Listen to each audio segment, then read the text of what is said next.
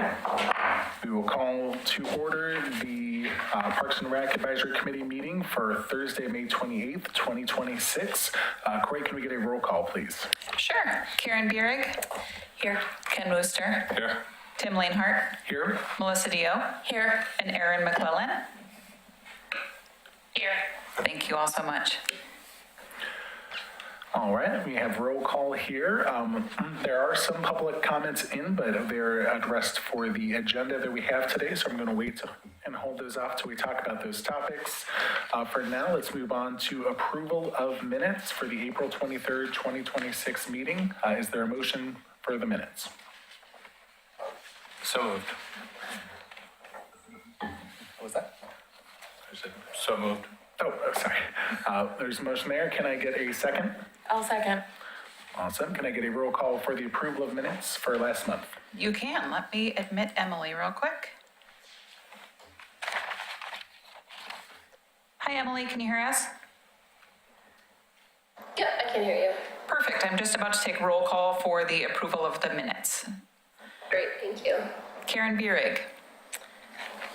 Yes. Ken Wooster. Yes. Tim Lanehart. Yes. Melissa Dio. Yes. Erin McClellan. Yes. And Emily Lisborg. Yes. Thank you all. Awesome. Well, let's go ahead and move straight to presentations. The next item on our agenda, and we are going to revisit the pool operations assessment that was talked about last month. Yep, and I'll go ahead and kick us off. Good evening, everyone. So at the last meeting, you received a report from Councilman Hunziker of an aquatic firm that we hired to do an assessment of the operations of the Oregon City Pool. We asked them to review essentially our operating schedule, kind of the all the different components of the way we run the pool and operate it, whether it's, whether our scheduling is meeting the needs of the community, some of the functional pieces of it, and just a variety of other things. And so you heard that report, and of course you had a lot of interest in that report from the community, and there were a number of people that came to speak. But what we're doing tonight is bringing back for, essentially for your additional or further conversation. We wanted to just kind of recap what you heard last time and then tee up some additional information that we have received since last month. So there were kind of four major takeaways from the report as we saw it, and I think those are really kind of the focus of any recommendations that might come out of the conversation with this committee and then, eventually to the City Commission. And those have to do with consideration of how we prioritize our schedule with various types of uses at the pool and different user groups and individual users that we accommodate at the pool. So kind of the prioritization of scheduling. The wading pool concerns or issues that were raised, just sort of having to do with the more of the mechanical side of things, and we can talk about that a little bit. Some recommendations related to what the consultant would see against kind of industry standards nationally as an ideal staffing model, and some recommended changes with that. And then kind of finally was the recommendation to consider opening on Sunday. I think we've been historically closed on Sundays, and in order to meet the needs of the community, there's a recommendation for us to consider that. One of the things that came out of the conversation that you had last month was regarding, so the consultant provided their recommendations and kind of their best practices for the industry and those types of things. But the question came up, and I think it was an excellent suggestion by PRAC.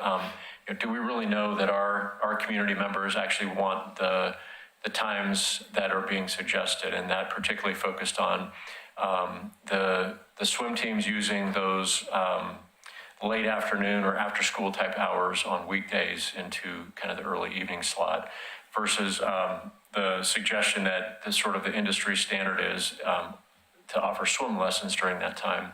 And so at the suggestion of PRAC, we went out immediately and did a survey with our current and last 3 years participants in swim lessons. So all the families and individuals that we had on our list, we reached out and asked that they would respond to a survey that asked some basic questions about what they would desire in terms of uses, and so are we meeting their needs, and if not, what would their preferences be as it relates to this idea of considering moving around some of the uses.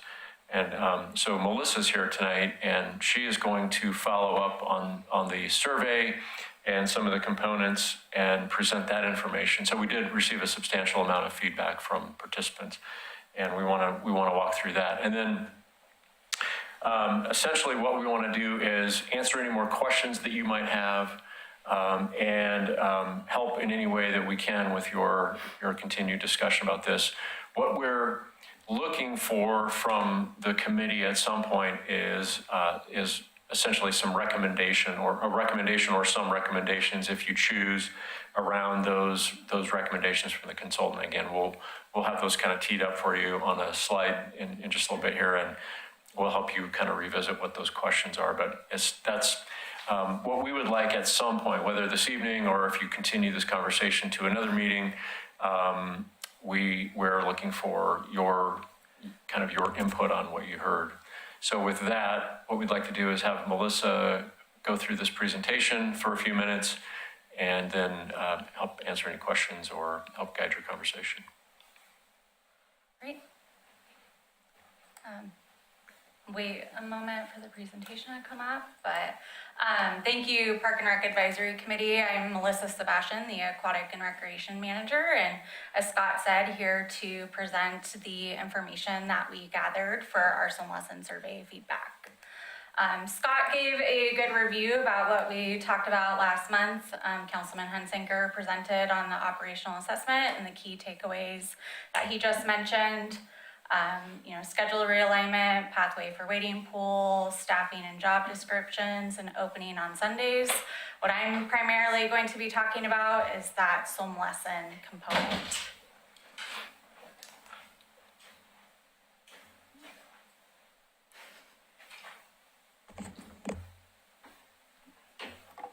Okay.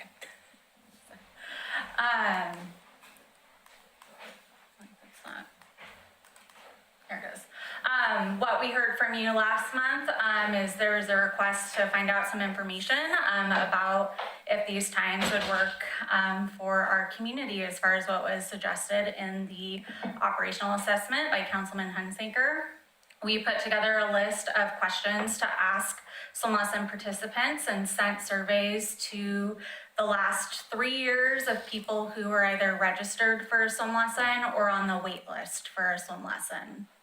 Out of all the people that we emailed, we received 363 responses. Out of those 363 responses, we had one open-ended question, and we had 268 people give some open-ended feedback on it. The first question that we asked was if in the past you found it difficult or were unable to participate in swim lessons, what were the reasons, and to select all that applied.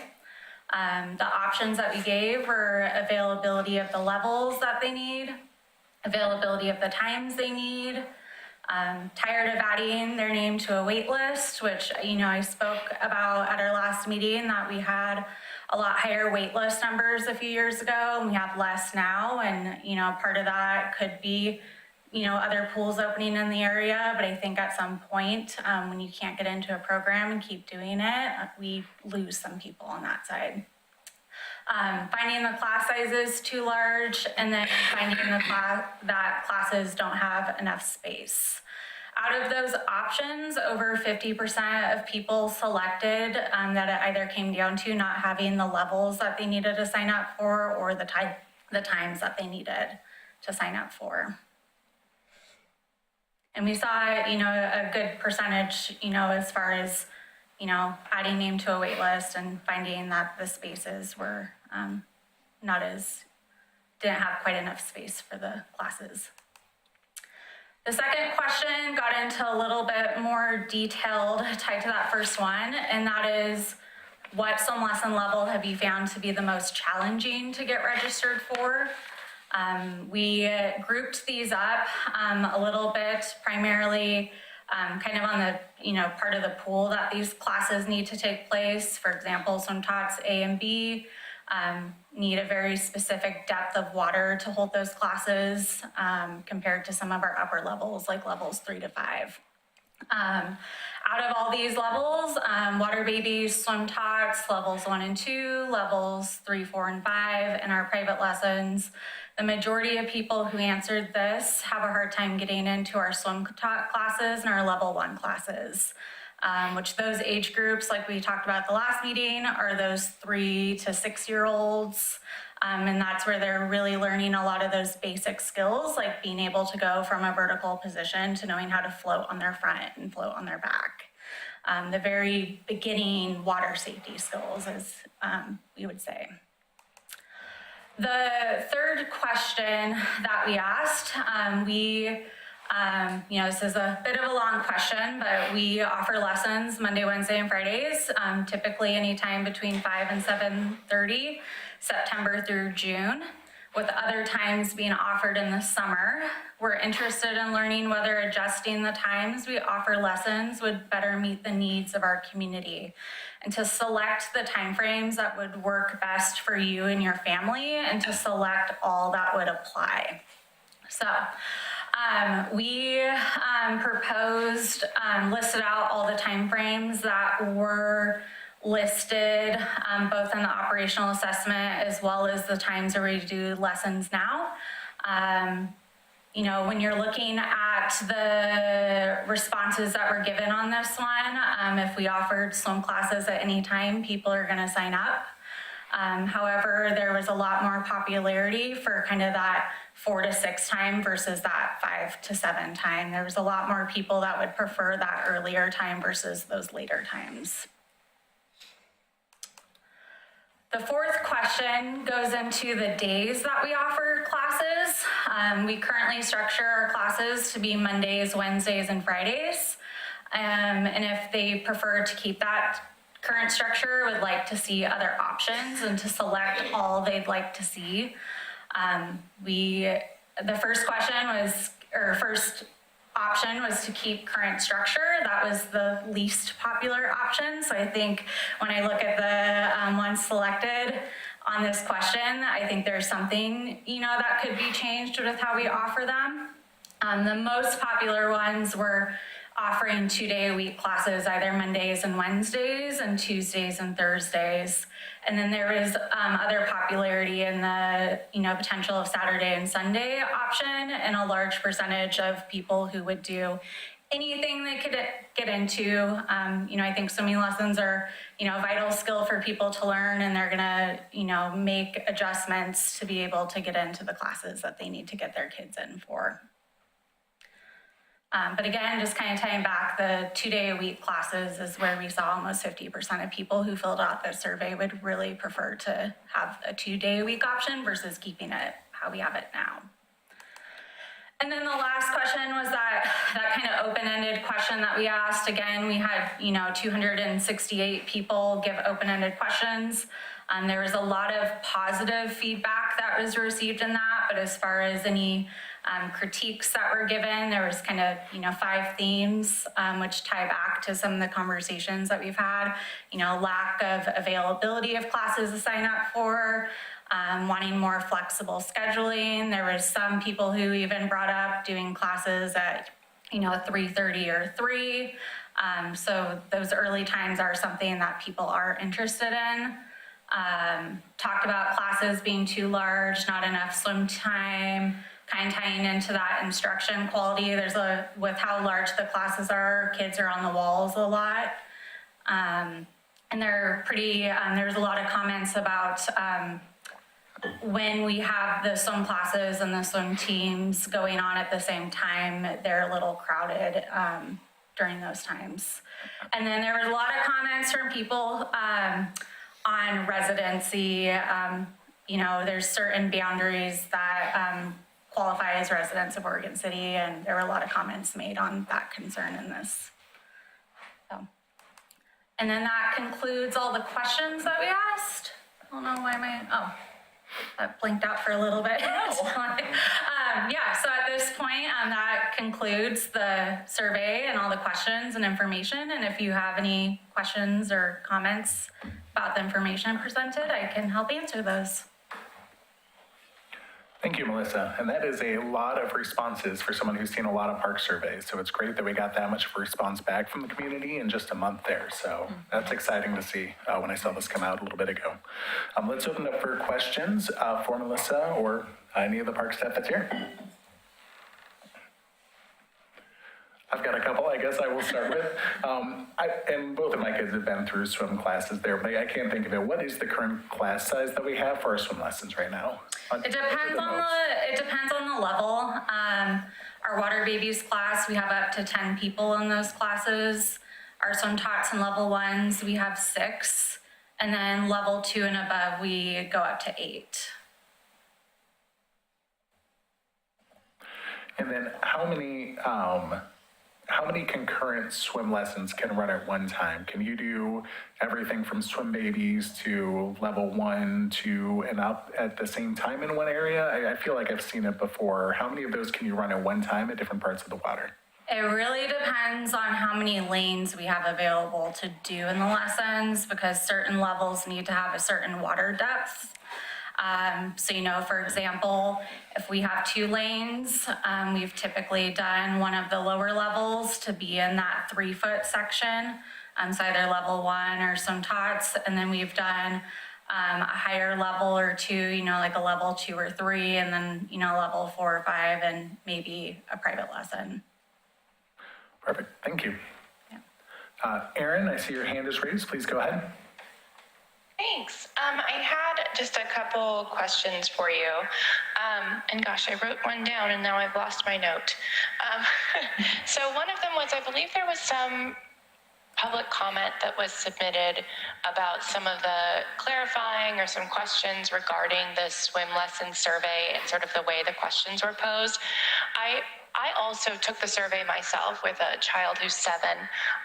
And I felt that question specifically about the days and times that they were offered was confusing to me. It felt like you were saying, would you like swim lessons only on Tuesdays and Thursdays or only on Mondays and Wednesdays instead of in addition? And so I wanted to clarify, what did that question intend to get to, I guess? What was the intended information you were trying to find out with that particular question? I think the intended information was to find out what days and times they'd like classes to run. We offered the opportunity to select all options that they would be willing to sign up for. So, it's really, do you want to just keep the Monday, Wednesday, Friday, or could you do Monday and Wednesday, or Tuesday and Thursday, or Saturday and Sunday, depending what we, change it to. For example, if we were posing the idea of moving to Tuesday and Thursday classes and eliminating Monday, Wednesday, and Friday, are there people who would be able to participate in those days and those times? Okay, so you're saying people could actually select all of those at the same time? Yep. Okay, great. That is helpful information. And then, I wish I could figure out where I wrote down my other question. If other people have a question, go ahead and ask it while I look for my note that I wrote down. Sorry about that. May I just add a quick comment before? Please, Scott, go ahead. Thanks. To Erin's question and her comment, and I think she raises a really good point. And what that is that, this was the survey intent was really just to try to gather some kind of basic information and just sort of hear some feedback from the people that participate in our swim lessons.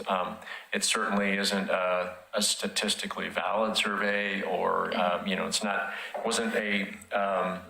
it was intended to be pretty high level, and just the idea was just to capture kind of a sense of if we were even proposing to move some things around in terms of prioritization, would there even be interest in that? And I think that was Melissa answered that question well, but it just sort of, I wanted to take it even to a higher level of, it was really just to get a sense of what the community might respond to in terms of, if we even offered these other time slots, would there be interest? And it seems that there is interest, but we could certainly drill down more specifically with perhaps some follow-up things with our participants. Yeah, so a very good question, a very good point. And I just wanted to make the clarification that we weren't trying to get in, we wanted to make the survey as relatively simple and quick to respond to as possible to encourage people just to give us some, just at least some basic feedback.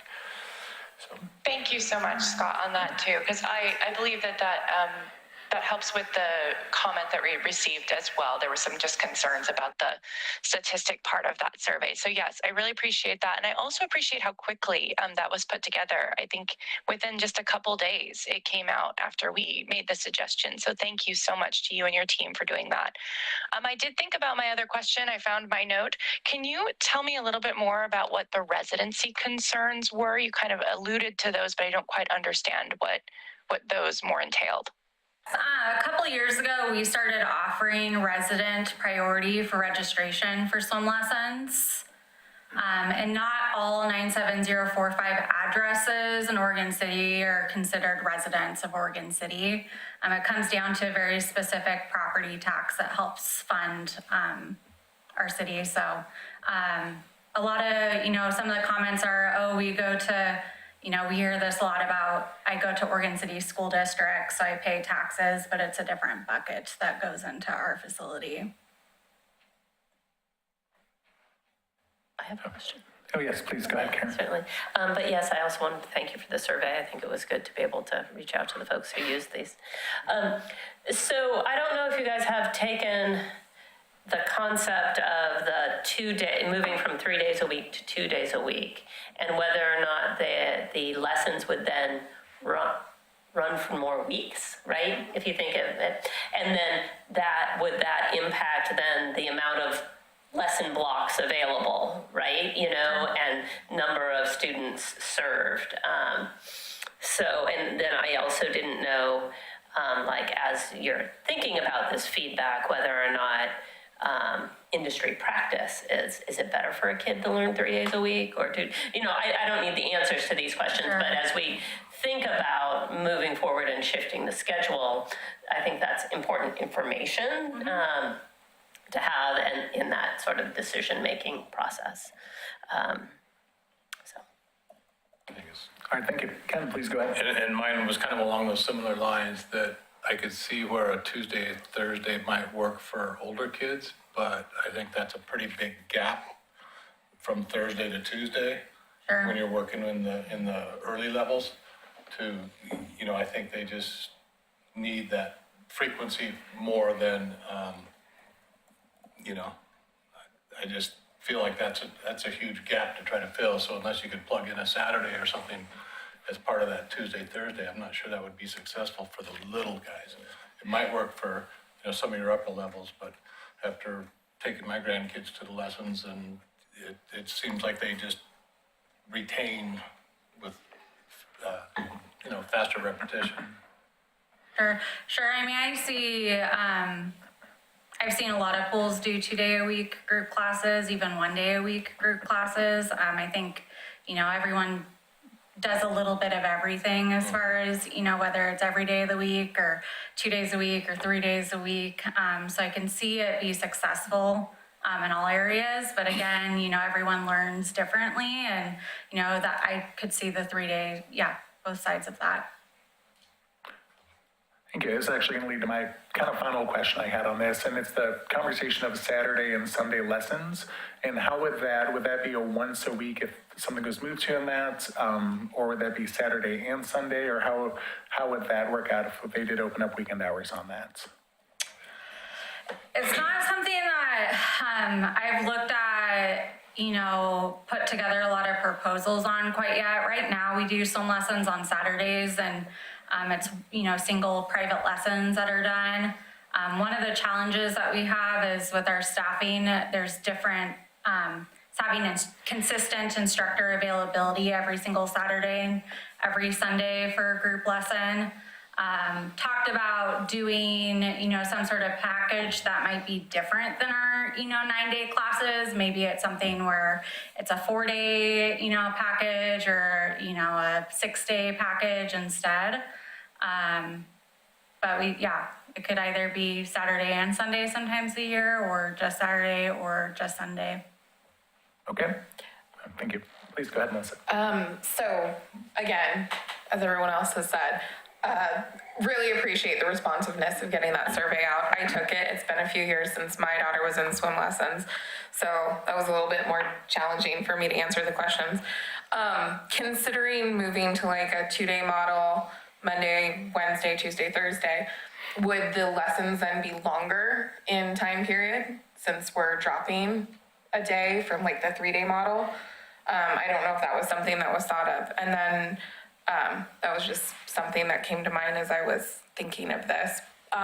Also, we did get quite a few responses. How many emails actually went out? Do you know? Like how many people were questioned or surveyed? I don't know what the unique numbers are because we ended up emailing everyone who is registered. Just some people got the email more than once. Gotcha. Yeah. So. I imagine it was a pretty significant list. I'm gonna imagine it was between 1,000 and 2,000 people. Okay. Yeah. Awesome. Any final questions for Melissa or on the survey response or anything that's been presented so far? Well, yeah, I guess I have one more, and I guess it has to do with just trying to figure out, is the purpose of this to generate more revenue, or is it to get more kids involved into lessons?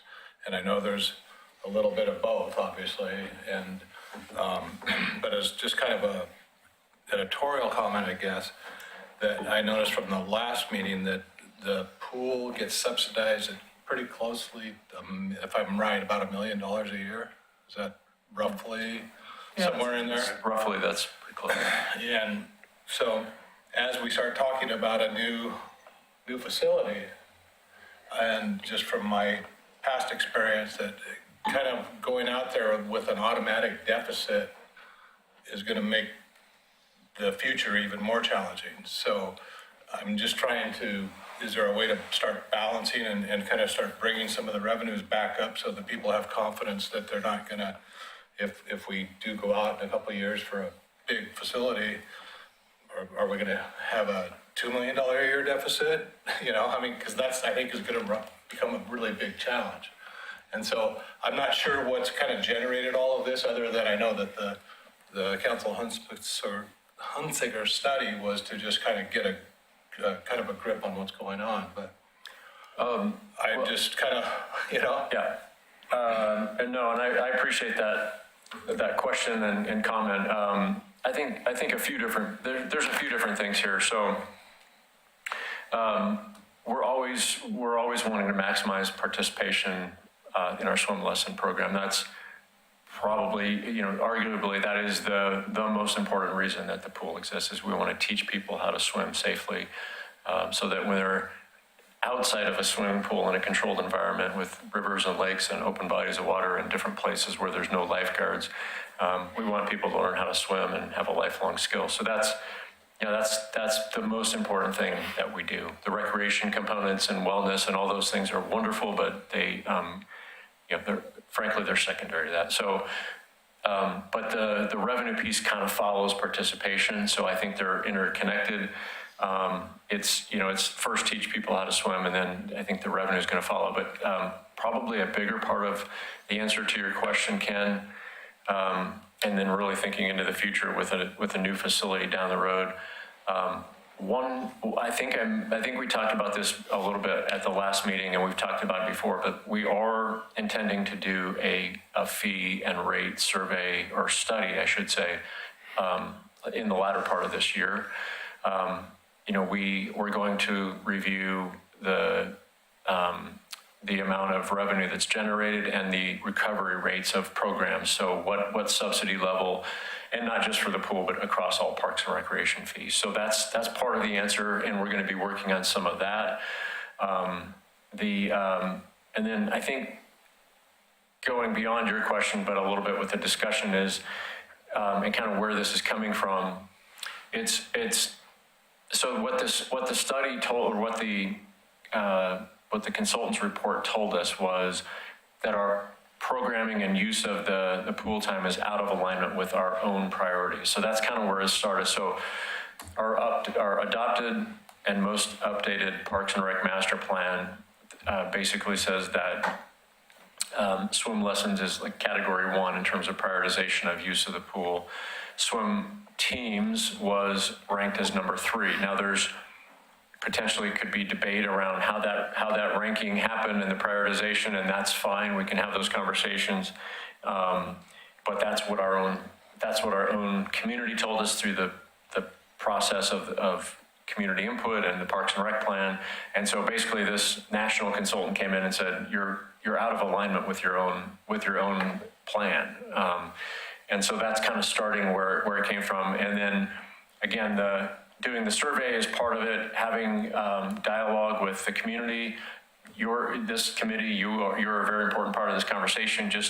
We're not asking you to set our schedules, but we're just kind of generally wanting to see what the sense is around, do we want to think about reprioritizing? So there's a lot of different ways we could parse up the schedule, but I think the idea was, again, just to get a sense of if we shuffled the schedule and changed what we've done historically, which is swim lessons in the evening and some on the weekend, and we slotted them into more after school time or, late afternoon, early evening, would people even respond positively? And that was kind of the first intent. And again, we can drill down further on that. So it's kind of coming from all those different aspects. And the idea was to just have this conversation and begin to think about it so that we can respond to the analysis that frankly, the city asked for this information. We went out and said, we want somebody to come in and review this. The challenge that we have in front of us is that the schedule as it is today, where the user groups are slotted is, there's a long history of what we're doing, and it's been the same way for a long time, and that isn't necessarily the right way to do things. That's the reality. It's been this way for a long time. So change, or even talking about change, obviously is going to be received in different ways, and we're just trying to figure out how we proceed with thinking about that, and perhaps there's some way to accommodate multiple needs here and find something that, we make some compromises, all to be determined. We need to sort that out. So a lot to think about, but that's kind of, it's a high level conversation about, do we think about making the changes that were recommended? And, pointing out that we're out of alignment with our own priorities is interesting. So what we really know from the study and from the public response that we've had, particularly at the last meeting, is we need more water. We need more water space. We need more swimming space. This community is too large and the needs are too high for the size of pool that we have right now. So that's I think a really positive thing is we're getting a real-time analysis of why do we need more space, and this is a big reason. We'd rather not have conflict of the use times, but we only have 6 lanes and a 25-meter pool. So yeah. And I hope that helps. I took a little more liberty on your question, but I want to make sure we're folding all that. That does help. And the only other thing that I wanted to throw out was, I tried to do some price comparisons between like Goldfish and Oregon City, and North Clackamette and some of the others. I mean, and these private providers, you have to be fairly well off. We're really, really motivated to give your kids swim lessons. And they're expensive. That's an important point for us. Is we want to recover, some portion of our operations, but we also don't want to be a barrier to entry. We want people to have their kids come and learn how to swim. Yeah, I mean, so government's not for profit, but it's not to just lose its tail either. It's a policy decision. It's a policy budget decision around what is the appropriate level of subsidy that the city should provide to this facility. Exactly. Yeah. All right. Thank you. Aaron, I see your hand raised. Please go ahead. Yeah, I just wanted to add, just based on that last bit of conversation, I think especially from the last meeting with all the kind of fervent community input, I think one thing that stood out to me, not having been on a swim team, not having had a child on a swim team, there was a lot of feedback that being on a swim team or joining that particular part does a lot of the same, I think, benefits and things that we're seeking to solve with swim lessons, although they're not fully swim lessons. So a lot of those skills, skill building and water safety building is built into some of that swim team type thing. So I just wanted to say that out loud, that was heard loud and clear from that team. I also was quite surprised by the number of people that spoke about transportation directly after school to the pool that was included. And if those times were moved, that transportation would not be doable. And I think that's something we've glossed over a bit when we've looked at changing the swim team times. And to me, that was very important because that will affect a lot of people's ability to participate in that piece. So for me, it seems like that rate assessment is going to be incredibly important, because if we are looking at swim lessons as our number one priority and the thing that actually does give us some of our dollars, they're less subsidized. It seems like perhaps the swim rates, the swim team rental rates, perhaps that also needs to be reviewed if they're looking to keep a premium time. So those are the things I kind of walked away from the last meeting and a little bit of time thinking about it that were standouts for me. Please go ahead, Can I Scott. just respond to a couple of things there? Yeah, absolutely. We're going to, when we do the fee study that I mentioned, we're going to review everything, so including the rates of the swim teams. That'll be part of it, and everything else we do. The other piece I wanted to mention was, I don't want anybody thinking that we don't value the swim teams. They're historically a big part of our operation. We have the high school team here from Oregon City High School. We also have some other high school swim teams. And then we have our own kind of built-in, the Oregon City Swim Team, which is a private nonprofit club that's been part of our building for almost forever. So there's no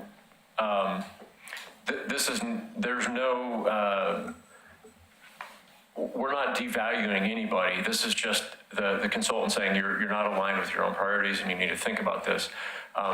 What's interesting that sort of a realization that I've had is, even if the argument that the swim teams should be ranked higher than they are in our own prioritization, which was done as part of the master plan, if they were also a number one priority and the swim lessons are a number one priority, we still have a conflict of who gets the pool time when.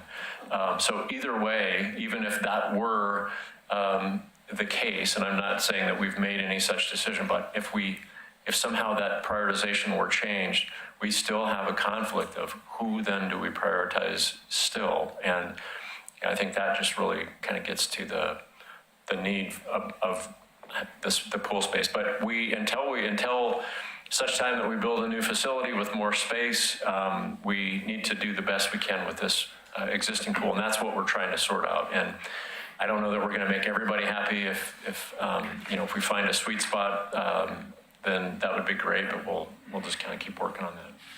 And I think you mentioned it in the last meeting. I think you did a good job of really addressing the core issue of a pool that was built 60 years ago for, I think it was 8,000 people lived in Oregon City, is now the same thing for 40,000 people, plus a metropolis area around that's grown exponentially as well. There's no easy solution to fix that problem in the pool. We can have 4 different swim classes running and 3 different swim teams, and it's still going to be an issue that we have everybody there. So it's a good debate that I think that we're having, and I'm sad that I missed last month's meeting in this, because there's definitely a lot of passion.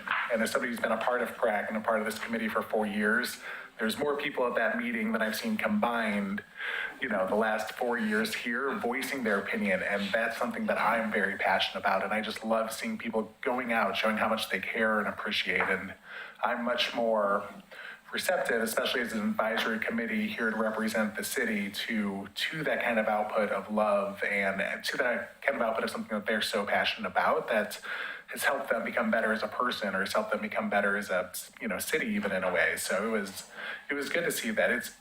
There's a lot of good parts of this debate that I think that we're covering, and it's the question of priority, I think, can be a little bit confusing, because I do think that even if you put the swim team in the same priority of the swim lessons, I think that's, in my opinion, that'd be a better way to prioritize it. It's,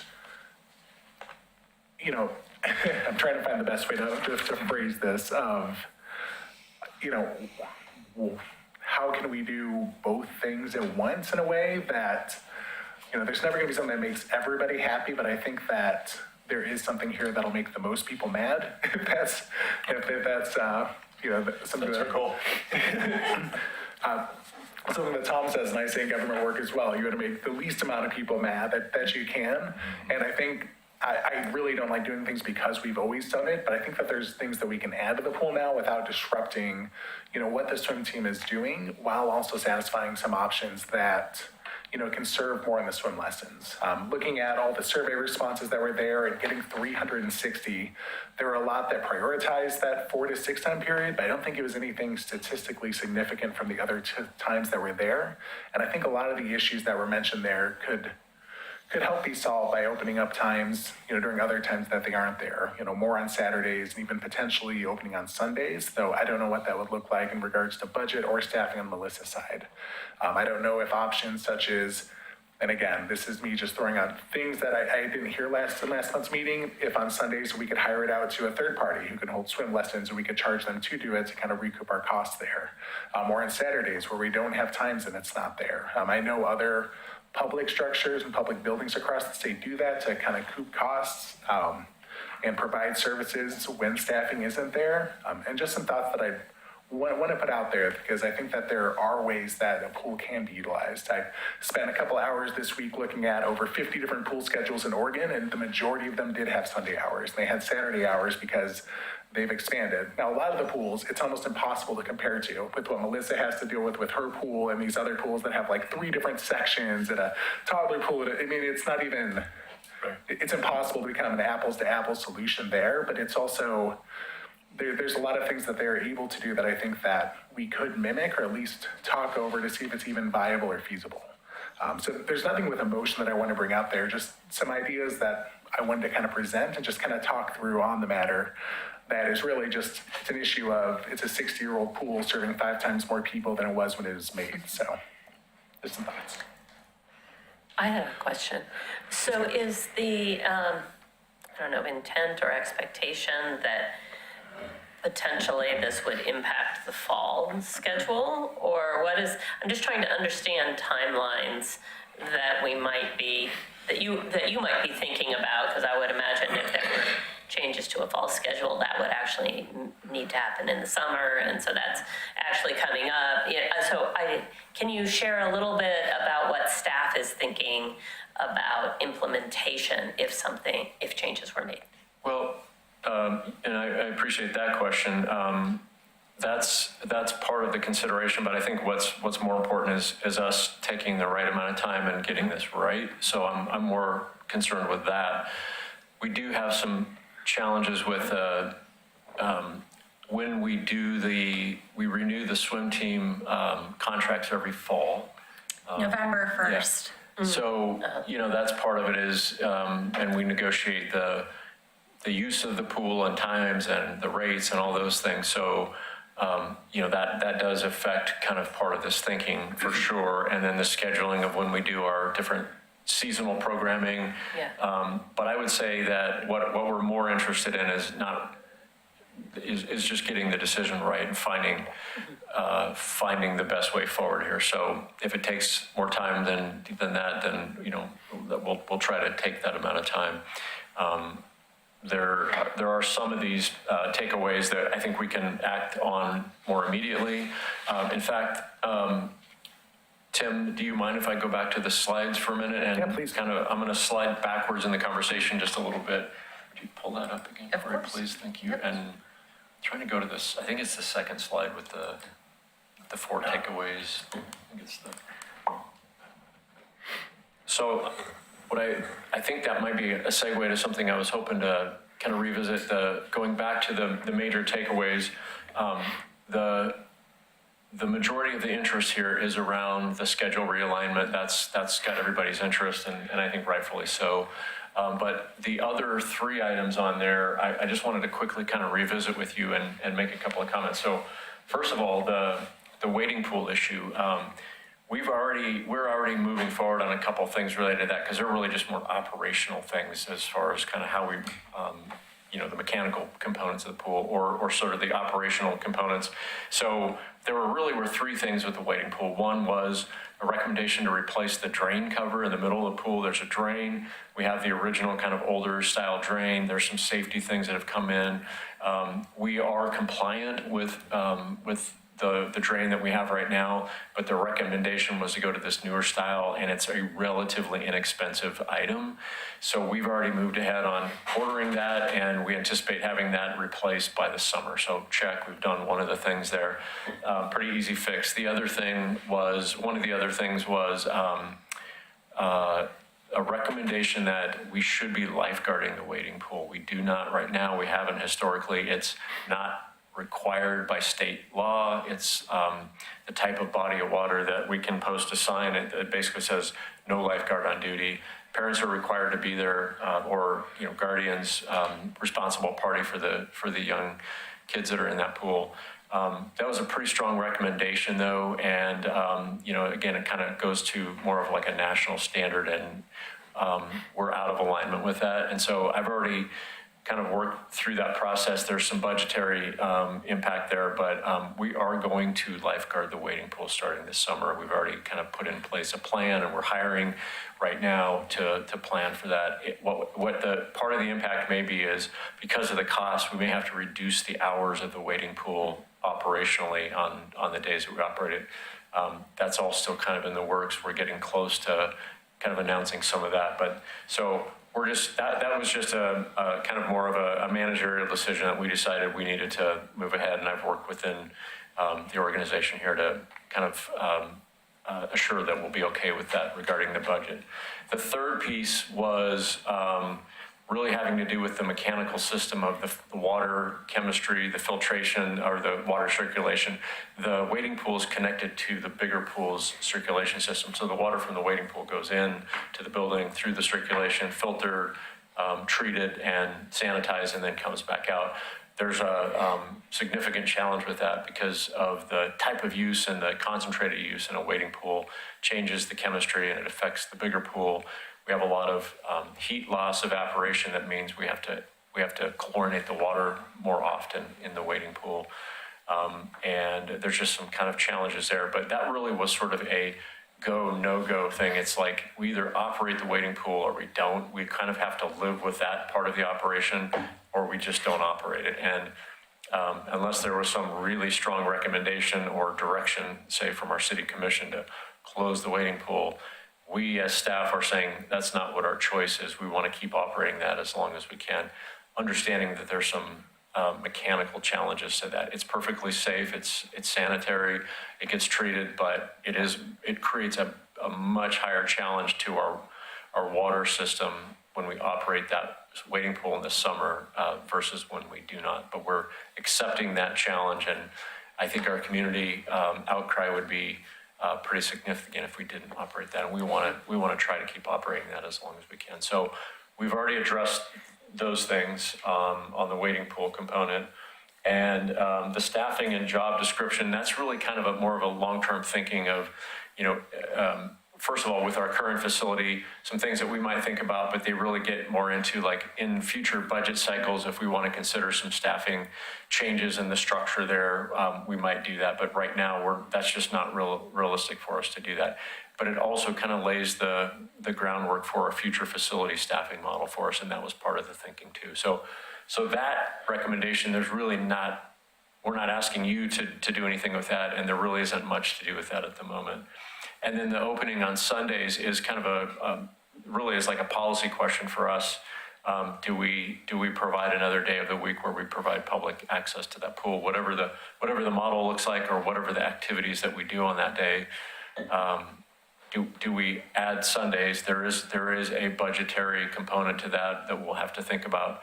Yes, we would generate more revenue, but we would also incur more operating costs, and so something to think about. But if our pool is in such demand that we're leaving a day available on the table that we're not operating, then we need to think about that. So that's that one.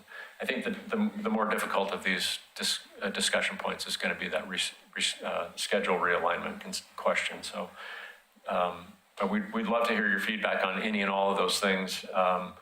And again, you don't have to make any recommendations this evening. You can decide how you want to proceed with thinking about making any recommendations. Kevin, please. I did have a question on the wading pool. Is it impossible to change that to drain to waste instead of back into the other pool? I mean, then it means a constant influx of fresh water, obviously, but. Yeah. So there's that, water usage, which would be pretty high, and I'm sure you pay in sewer for all your water. Yeah. Even irrigation, I would imagine, but. Yeah, correct. Kind of indirectly, yes.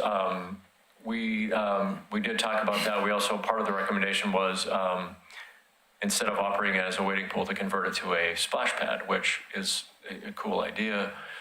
It's expensive to do that. The one-time cost of making that change, the capital investment would be significant, and probably prohibitive, particularly since we're not sure what the age span of this pool is. It might be a bad investment for, only operating it for kind of the near future, however many years that is. But the drain, just the, fill and drain model, there's some concerns there'd be some water use concerns about that, but also I think our just the mechanics of that, we have to basically chlorinate it, so, it's. Yeah, You'd have to add, additional disinfection systems, and Unless it just went straight to waste and you're not retaining any water. I don't think you can have it go straight to waste anymore. I think that was some of the code changes with pools. Really? Okay, so do you have to change then, the other spray pad then too? So it was my understanding that one drained to waste as well. it is. Yeah, the Rivercrest. Yeah. Yes, it is. So, Correct. so do you have to, you don't have to go back and redo that one then too, do you?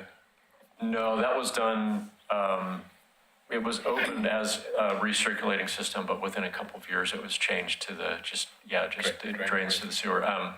And that was a operational issue with how you run spray pads. I think you know that, Ken. So I think, but I also think with the, what you're talking about with the wading pool, there would be some challenges just in the mechanics of what we would have to do kind of physically to make that change. I think the cost would be pretty substantial. I think we talked about that with our facilities team a little bit, and their response was that it would be a pretty substantial process. So I guess what all that to say is we're probably kind of either going to live with what we have for now and operate it that way as long as we can, or not operate it. I think we're, from our assessment, that looks like our path forward at this point. But Well, I would not want to be the person that said you were going to take it offline and tell the rest of the community that that's what's going to happen. So, good luck. I was just going to say, I love the wading pool. I met some of my best friends at the wading pool. Right? Yeah, you don't personal memories there that are there. Scott, do you have something? that was it. All right, so we can continue the conversation here. And again, I think the big conversation that we're having still on schedule realignment, that's there. Any other comments there? Any motions? Any thoughts as we're going through this conversation? Well, I thought that Matt presented a pretty reasonable, to some degree, I don't know how workable it is with some of it, but I mean, I think that is there a compromise out there that we know of, or is there, I know you guys we're going to try to get there. I think that's really the next step for us at the staff level, is to work with our swim team partners and kind of look at things. The results of this survey are pretty fresh, and we haven't had a ton of time to really, we need to think about different scenarios. Then we need to continue some conversation. We've had some conversation with our swim teams already since the last meeting, and we're going to continue that. But yeah, I think, that's where we're at now. And that's probably our next step, frankly, is to kind of revisit what the scenarios may or may not look like, and see if there's any potential compromises there where we can kind of meet where this is primarily coming from is we're out of alignment with our own priorities. So we have to kind of address that and figure out how we want to move forward with that. But I think we have some more work to do now as staff, since since we've got this new information from the survey, and continue those conversations with the swim teams. Aaron, I see your hand is up. Please go ahead. Thank you. I think when this was originally presented with sort of those 4 different topics to talk about, the idea of opening on Sundays was something you said wasn't really in the cards for immediate sort of changes or something that would happen this year. Based on all of the conversations around the necessary extension of the conversations around the realignment of the schedules, is there more consideration to doing that Sunday opening or having a trial of that? Is that something that we could make a recommendation on today? Or is that not doable through your current staffing, or are you not ready for that? Well, of course, we would welcome, you're welcome to make any recommendations as a committee, and, then we would respond as best we can.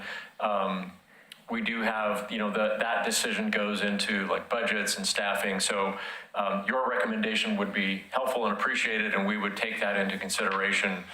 But we would have to consider those other factors. Yes, there would be some challenges with staffing. It's already pretty challenging to staff up during the summer with all of our different uses. And so I think where we would be is we're not in a position to rapidly change that schedule by this summer. Maybe that's what you're getting at, Aaron, is a quicker response to that recommendation. I think that's going to take us a bit longer, but perhaps by the fall we'd be ready to think about doing that. And by the way, the timing of these, some of these we can move forward on in different time frames. I think my earlier comment about taking the time to get some things right probably mostly goes to that realignment, prioritization, scheduling. But some of the other items, we can think about on different timelines. So we'd welcome your recommendation on any component of this, and we'll just take that into consideration. But I don't think we're going to be able to staff up and plan that quickly for opening an additional day of the week by the summer. That would be a tough thing for us to accomplish. Sunday is 3 days out. We have expectations, Scott. I have a lot of thoughts. I mean, again, if people from PRAC vary with me on this, I'm open to recommendations. But given we just got this survey back, my hope, and something that I think would visually help me when making a recommendation on this, is to challenge Parks, or to ask that Parks looks through the survey data we collected from 363 people, potentially have a meeting with the swim team and look at what schedules are there. And then potentially for our next meeting, could we see a presentation or something that looks at what was the schedule last fall? And then what are the options that we have that uses this data? I mean, can kind of visually just see the swim team uses it here, here's what, where the compromise is at. We met with Coach Matt or Coach Brian, whoever it was, and kind of see that as a final resolution, using the data that we collected over the last month, using the data from, the third-party group that we had to actually come to a conclusion on that, potentially with the thoughts as well on what opening on Sundays could be as well, a financial impact of that. What an estimated date could be, if that even is feasible. I mean, I think everyone's dream would be you don't change the swim team schedule, but then you open on Sundays, but you also don't have Melissa and her staff go crazy by being open another 4 to 6 hours on the weekend. I just think that using this most recent part of data, what I'd like to see before a recommendation is more of a concrete, here are options that are there. Here's things that would work for how the swim team is set up that wouldn't impact them. Here's some that might, impact them a little bit, but also get back to our values, and then make a recommendation based off that data using everything that we've had. So just, do you think that would be something that'd be possible for the next meeting? Or if people on PRAC would like to make a recommendation on the swim team, I don't mean to cut that off as well. Well, I'll respond to your question, and then the committee you can have a conversation around that however you'd like. Yeah, we can begin to frame that up for you by the next meeting. I'm not sure. I'll be careful not to overcommit ourselves to saying we'll absolutely have all the answers, but we will do our best to see how far we can get with sort of framing that up. Probably some other additional conversation with the swim teams, but also just sort of internally, Melissa and Tom and I. We'll need to set and really kind of go through what what we want to do to respond to all this information. Because I think that's where we're at now, is we've just gathered a lot of information. Yeah. It's good and helpful, but it's also, it's putting some different demands and it's causing some angst around who uses the pool when. And so we just kind of need to take a bit more time and think about what we would even suggest at this point. So I like that thought and would be happy to put some ideas down and bring you something to have a little more substantial to look at next time, yeah. Okay.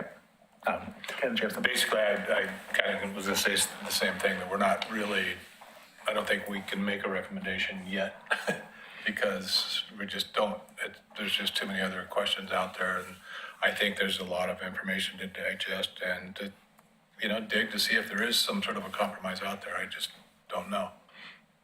And that includes Sundays, that includes everything. Any other comments on the pool operations assessment, or any thoughts on a motion or thoughts on having the Parks and Rec Department add in the request that I just stated for the next meeting? I will have it be said that there were a couple written public comments that were received and passed along to PRAC. Those will be added to the agenda packet and will be part of the official record. Okay, thank you, Corey. Yeah. Okay, with no other comments on that, we're going to move tonight to not make a recommendation, but we are going to ask PRAC to have this on the agenda item for next month, or not PRAC, sorry, Parks and Department, to have this on the agenda item for next month, specifically revisiting the survey information and potentially with the hope of what a schedule would look like compared to where it was last year, and then how those conversations may have gone with the swim team, if that falls within your schedule within the next month. I know that there's a lot that kind of goes into that. We'll plan to bring you that something along those lines at the next meeting. Yeah. Perfect. All right, we are going to move on to our general business then, and we're going to start with the Clackamette Park Plan update. We do have public comment on this, so I'm going to wait for the presentation to go first, if that's okay, and then I'm going to allow public comment after that. Great, thank you. Yes, as you know, we're moving forward on our Clackamette Park redevelopment plan. We've hired a firm to do the basically help us create what would be a final development plan and do the engineering and all the different types of assessment work. We've begun the public outreach process. 2 weeks ago, we had a meeting with our city commission, a work session where we teed up essentially similar information to what we're going to show you in just a minute here. And then last week we had our first open house around this subject. It was well attended and lots of good conversation and question. And we also we've unveiled basically a community input process. There's surveying options electronically and different ways. And then we're going to do a bunch of outreach in the coming couple of months with all of our summer activities and various events. So a lot going on in terms of receiving the community feedback.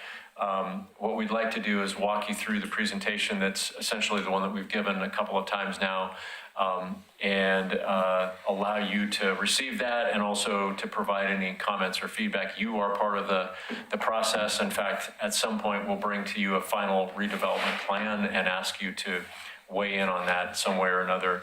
One thing that we really want to emphasize with this is that this redevelopment plan for the park is based on the adopted Clackamette Park Master Plan that was done over just the last few years. There have been some questions around why are we doing the same process again? And I assure you we're not repeating the process. We're taking the master plan that created a vision and we're forming that into a true development plan that we can go and build. We want to create what we call a shovel-ready project that we can then go and seek funds for through grants and different funding opportunities. So we're building on that. I'm going to ask Tom to walk through the presentation, but before we do that, we have a really cool rendering of the park in a flyover version that we'd like to show you that kind of sets the table for this, and then Tom will walk through the presentation. This is like 2.5 minutes long or something, so. I've only watched it like 10 times at this point. It is available online after the meeting too. The barbecues over the weekend, showing people it's cool.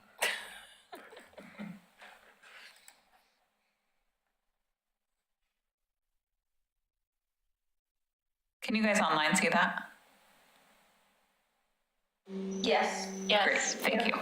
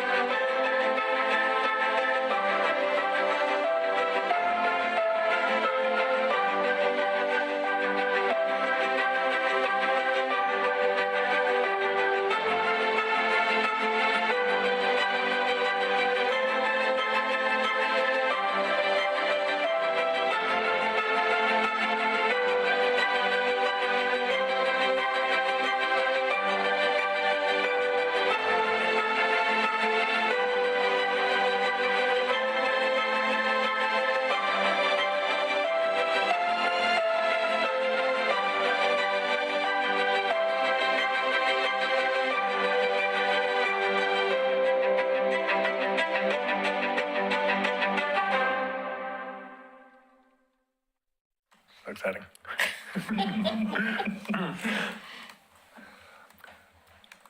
Yeah, it's pretty cool to see the rendering and start to think about what that space could actually look like. So kind of, make sure my mic is on. Can everybody hear me? Yeah. It is on, yes. No worries, yeah.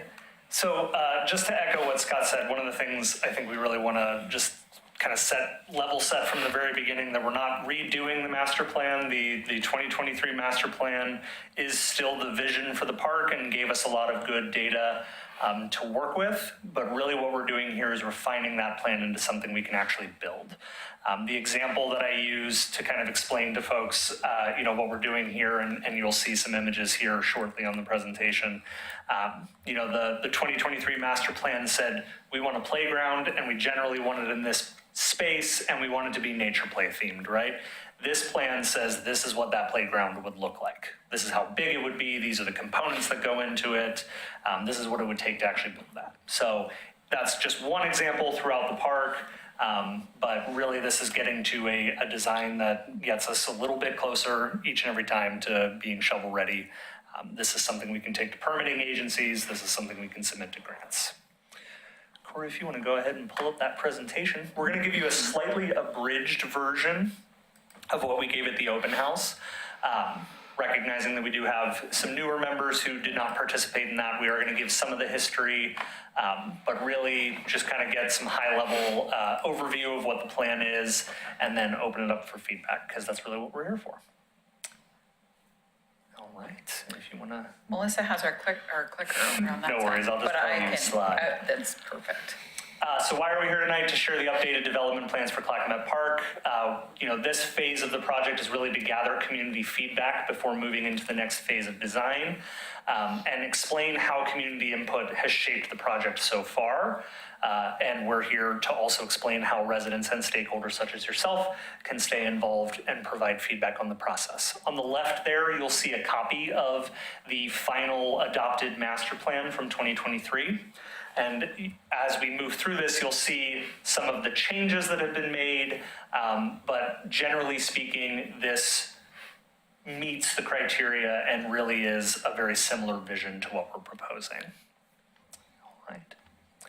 So we're building on that community input. Since this project began in 2021, the project has included several stakeholder interviews, community surveys, a variety of public open houses, many discussions with the Parks and Rec Advisory Committee and the City Commission, and continued outreach and coordination. We have groups that are part of our contact list that we regularly update on the progress of this project and who are very interested in seeing this project move forward. I will point out that this is also a commission goal for this biennium to identify funding and kind of move from that planning phase into the construction of this park, and this is a part of that work. So why does this matter? The updated development plans reflect several years of community feedback and planning, along with some updated site condition analysis. As part of this work, our design team, which is led by AKS Engineering and Forestry, has done a full, fresh survey of the park, tree condition assessment, and identified really some of the key site constraints that helped inform the refined development plan. So through all of that input, we really have identified 6 key goals for the park and for the redevelopment of the park.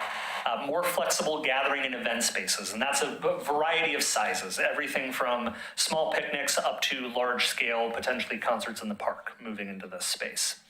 Improved river access, and that really is flexible. That's to, there are a variety of different stakeholders who use the river in a variety of different ways. This is the confluence of 2 very important rivers in our region. Really what we heard is that all of those user groups want their river access improved in some way. A comment that I made at the open house last week, I have heard very frequently in this city from a variety of different people is we are a riverfront town that does not have a riverfront park. We have Clackamette Park, which is a park on the river, but it was not designed to be a riverfront park like you would see in some other communities. And this is an opportunity to really turn that into this. Expanded recreation opportunities. Are there new amenities, new recreation opportunities that do not exist today that would get people into this space, which also can benefit the community and the park as a whole? Preservation of green space and natural character. I think we all recognize that, Oregon City is an older city and our natural space and land is important to protect, and this is a very large piece of our natural space component in the Parks and Rec system. Family-friendly amenities. I always like to point out that our current existing family-friendly amenities at this site as it relates to play is a single swing set. And so what we're envisioning here is a significant improvement to that. And then interpretation, celebrating the local ecology and history. People have been using this space for a variety of different uses since time immemorial. There are a large history to tell here at this site, both in terms of ecology and the history of people. And so there's a lot of good opportunities here to have art and interpretation thoughtfully designed into the park to tell those stories. So those are kind of our 6 key goals. Concept plan highlights. These are some of the proposed features, and then we'll look at the plan itself and talk about how some of these interact. River overlooks and flexible event lawn. So there are a variety of different river overlooks. There's basically one for the Willamette, one for the Clackamette, and one for the confluence, which is obviously a really important feature of this park, and we want to celebrate that. Improved pedestrian circulation, and that's also related to accessibility. Pathways around this park today are either they were never really designed to be pathways. Some of them are old maintenance roads that are now pathways, or they're just in disrepair and could use updates, and codes have changed, and there are ways that we can improve the accessibility and the pedestrian circulation. Expanded recreation amenities, like I said, our variety of recreation offerings at this site is pretty limited. People still find many ways to use the space, but we would like to expand that. Improved river access points for however you're using the river. Open green space and gathering areas. And then one thing that's really important with this site and the way that it interacts with the water is flood resilient design strategies. So most of the park, the usable parkland is within the 2-year floodplain, which is increasingly the 1-year floodplain, and creates operational challenges as well as design challenges. And that's a unique constraint that actually opens up a lot of really cool opportunities. And ultimately, this is a question of balance, right? So it's balancing recreation, access, environmental stewardship, and community gathering. And this is a 25-acre park. It is our only regional park in the system. It serves not only Oregon City residents, but the region as a whole. And so there are a lot of different uses and desired uses at this site, and we feel that this plan is a good balance for all of those. We just watched the virtual tour, but there is a link. So this is also available on our project webpage. If you go out on the park's project page, you can interact with the webpage. There's a whole story map that you can interact with. It does kind of a fly through of the park. You can watch the video, drill down and see some specific components, which is a big part of our outreach strategy. So I will kind of leave it here for a moment. This is the development plan, which for the public-facing side of this, we've divided into 5 kind of key components. 1 is gather, 2 is play, 3 is boat launch and river beach frontage, 4 is the RV park, and 5 is open space. I will also point out the stars. There are 3 stars located on the plan map, which represent art and interpretation elements. Those have not been designed yet. Those would be likely done in coordination with our Arts Commission and the local communities. But these are areas where we can potentially do some really cool interpretation and potentially some artwork. We'll come back to this. We'll finish up with just the last couple slides with project progress and then come back to this map. So our current status in our current budget, we have enough funding to continue to support this design and engineering work, which is advancing the project towards shovel-ready status, and that improves our grant competitiveness.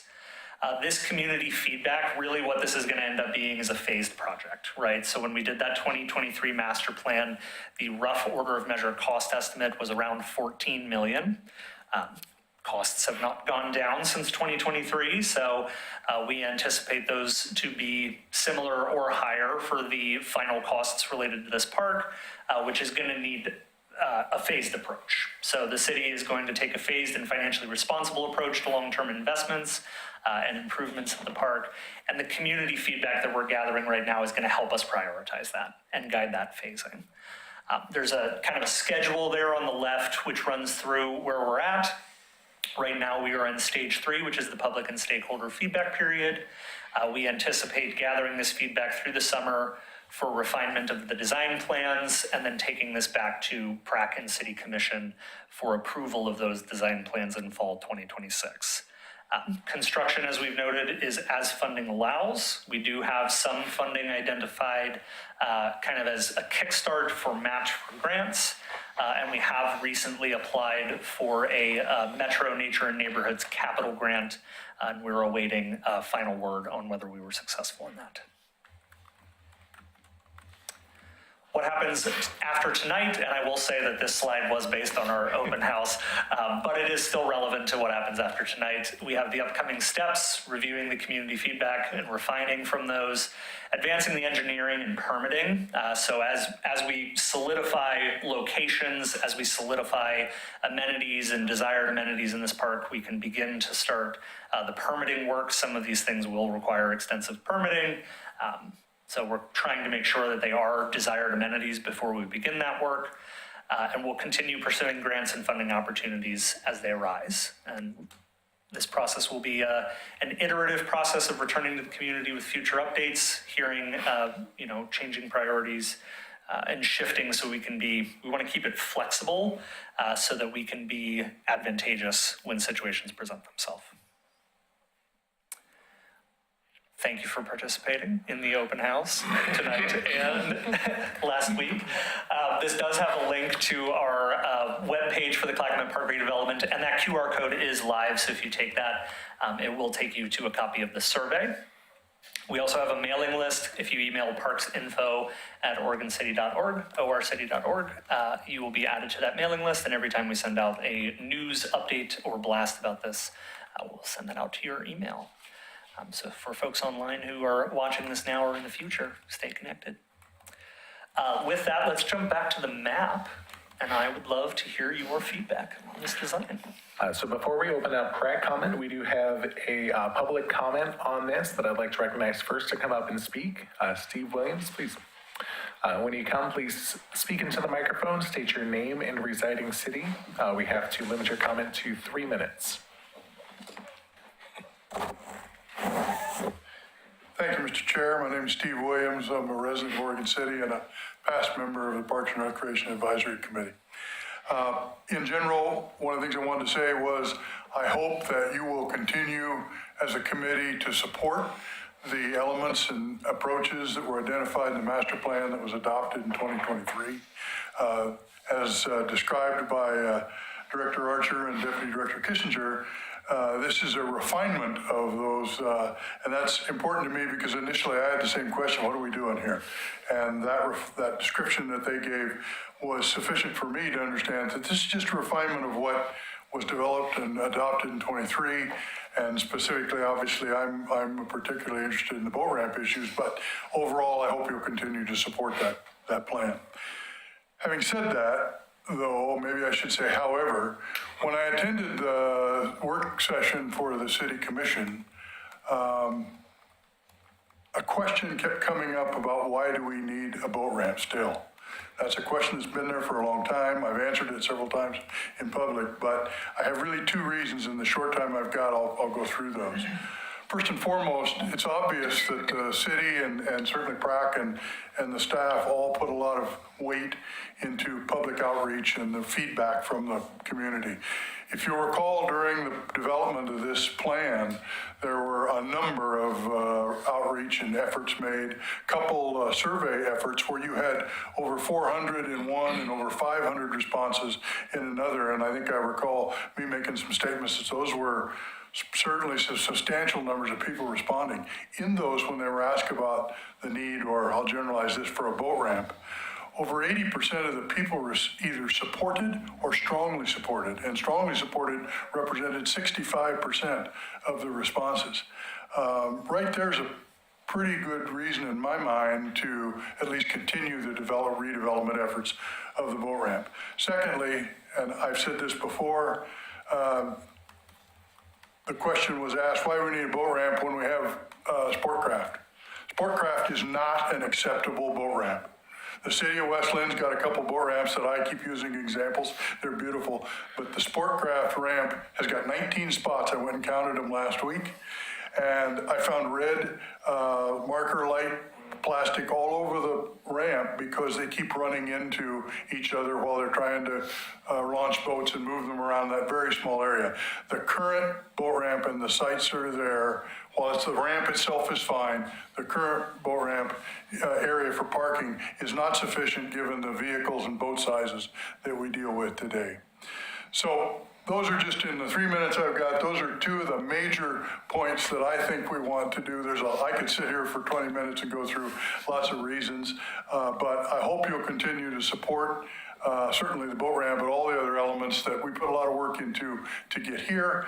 The other thing I would say is that with my contacts that I still have as a result of my work with the Oregon Department of Fish and Wildlife, I really believe there is sufficient funding out there to be able to support the redevelopment of the ramp. And we heard, interestingly enough, at the, I believe it was the open house, the additional funding that I had not thought about from the Grand Ronde tribe, because they described some of their usage of boat ramps for some of the large canoes they use for their ceremonial purposes.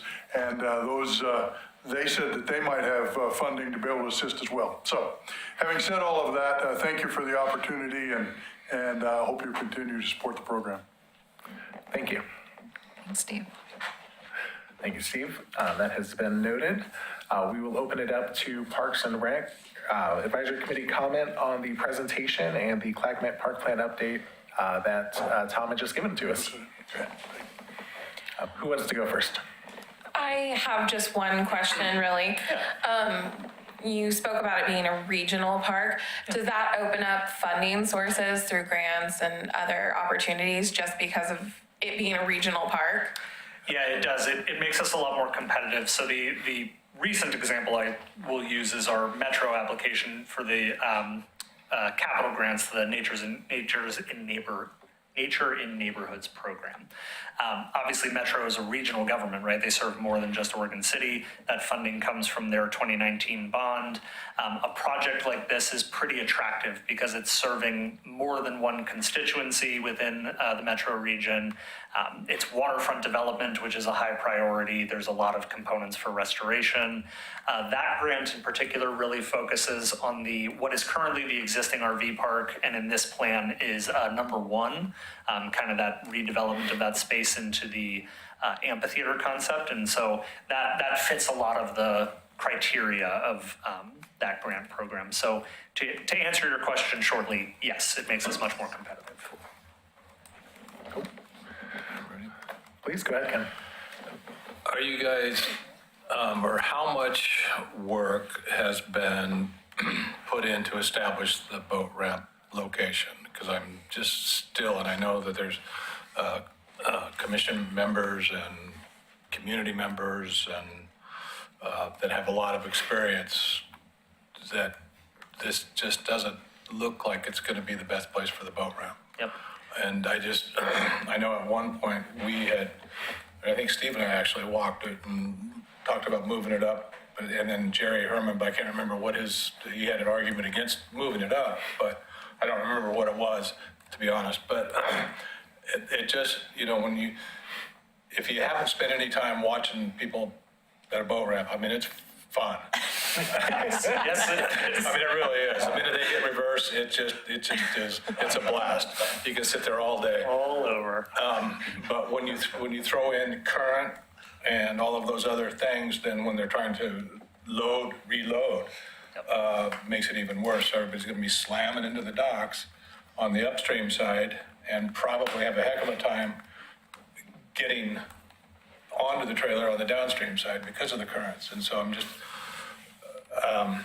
not convinced yet that that's the best place for it. I don't know if you've, I mean, I know it's still, is that something that still is flexible enough to float out there to kind of keep working on? And has the Marine Board been involved in that part of the design or location part of it? Because I know, I mean, you could probably get a lot of design work out of the Marine Board. That's one grant.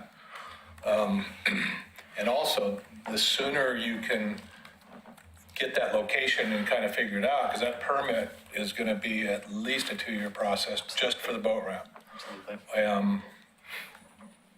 2 years and $500,000 probably. So I'm just throwing that out there. If just how much, I'm just curious, how set is that location? Yeah, and I think the short answer to it, your question was, is this settled? Does this feel like it's the right spot? I think we would agree with the assessment that we're not sure yet, right? So there has not been an extensive study. The last time the river was studied was 2015. So that is really kind of the next step. We need to confirm what the river looks like today. And that is a conversation we're having with the consultant. But really what we wanted to find out first was to confirm that this was still a priority in the plan, which we're hearing from the community that it is, hearing from commission that they want us to continue. Because, to your point, this is an expensive component. And if it is not a priority, then it doesn't make sense to expend a lot of money on that design and permitting work.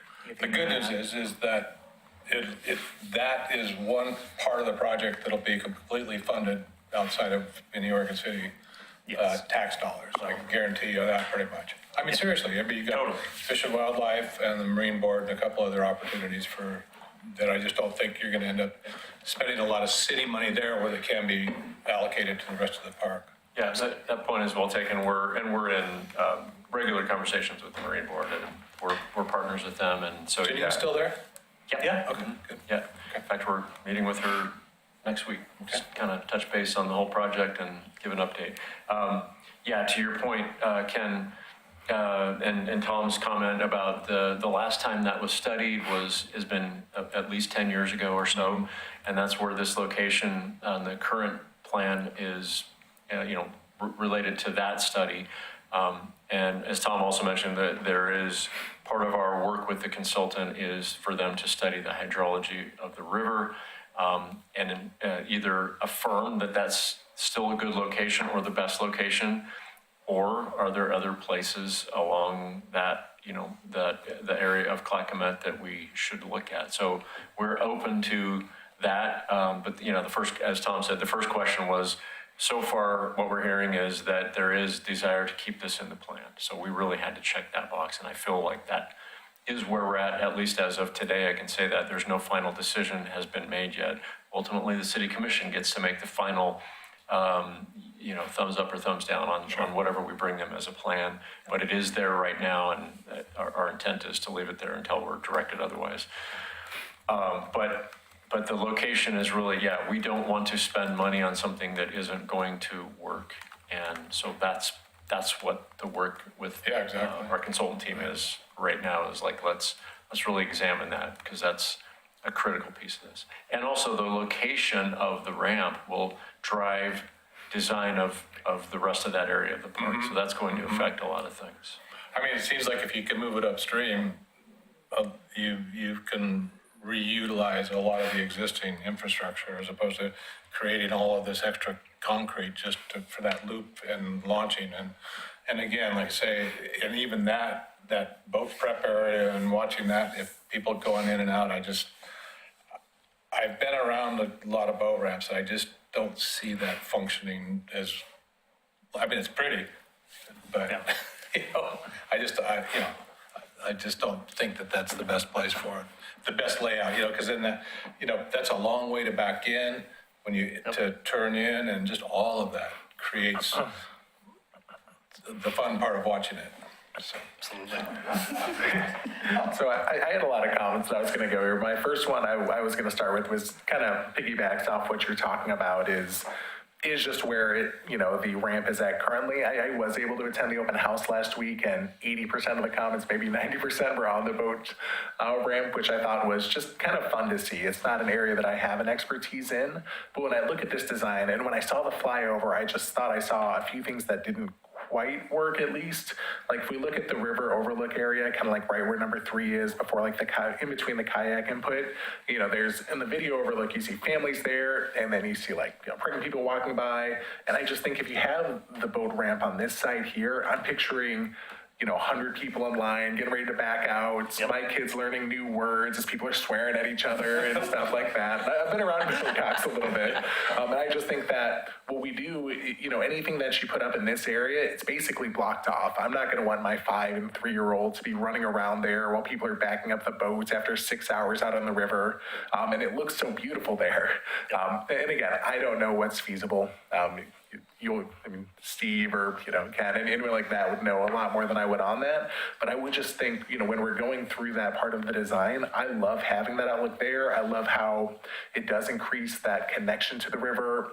That's there. Just thinking of that traffic portion of just cars sitting there and waiting, and just, the thoughts of if we want families to go here. And I think that this is such an opportunity to be, our legacy park, something that's, just a historical connection of the Willamette and the Clackamas River that's right there, that we need to find a way to make that, I don't know if feng shui is the right way to make it work, but a way to make that connect a little bit to where families can go in that area, but also people who need access to the river, and that's an important history of Oregon City to have access to the river for boats and everything can kind of work together. So I don't know if there's a way to move the boat access down or what the feasibility is. But one of the things I was going to bring up looking at this design was trying to find a way to make that work or potentially moving the river overlook somewhere to another area that might not be as congested as I think that spot where it's at would be. Great, thank you. I had a question, because my brain isn't working so well with this. Where is the current ramp? If I'm looking at this map, Look up. it's up here, right? Yes. Up to past number 3. Okay, that's what I thought. Just to the right of the words Clackamette Road. Okay, that's what I was thinking. So visually, that makes it a little bit easier. Yeah, I mean, I don't use the ramp a ton, so as long as we're looking at the best possible location, that's great. I love the idea of having access for people who have non-motorized things like paddleboards and stuff. That's great. It's a little bit of a hike sometimes to get a good spot. Also, I'm really excited about the idea of the starred locations. In my brain, I'm thinking those are going to be like locations that might have like the big reading boards that has the information and pictures. And that's when I travel with my family, those are things that we look at and read together. So I really like the idea of integrating our history, the history of the people in the area, and then like the geology, the geography, the hydrology of the area too. So I'm really excited for that. I will point out too, I actually realized today there is technically a fourth art and interpretation element, and that is the stage itself. So if you remember that kind of fly through video, and we also, we can share after the meeting some hand sketches that our landscape architect has done.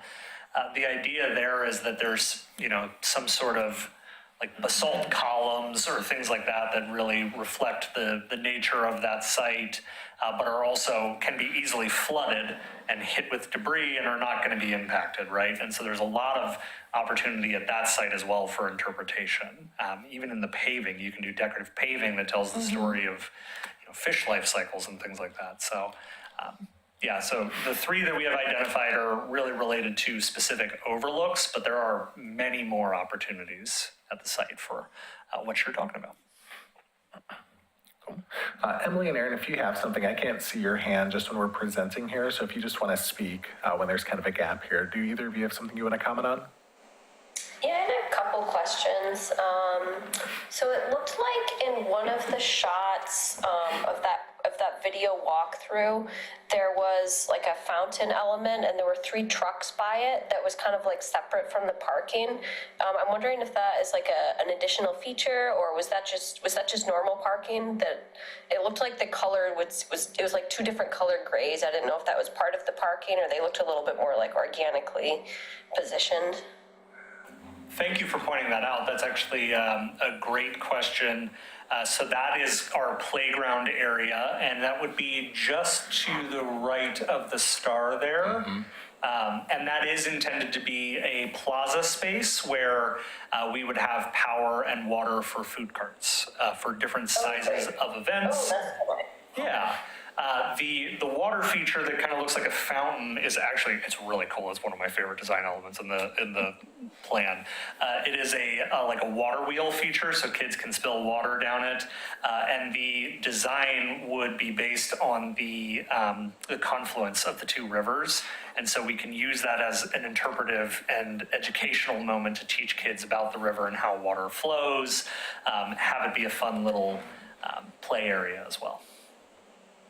Cool. Yeah, that's kind of what it looked like. But would that be like a permanent? Would those food trucks be there all the time, or would it be kind of just coming and going for events? Yeah, not necessarily there all the time. It would be available for an event.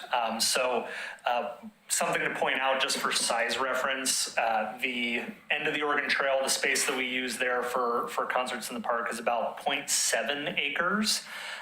This event space is more than double that. So think about how many people we put into end of the Oregon Trail for concerts, and doing 2.5 times that at this site would be theoretically possible. So a lot of this is flexible.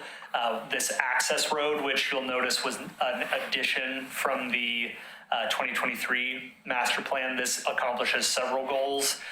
One, it gives us maintenance access. Two, it continues to provide access down to the river for folks who want to drive and get fishing equipment close by, but maybe not necessarily allowing them to park on the beach. This is a compromise option.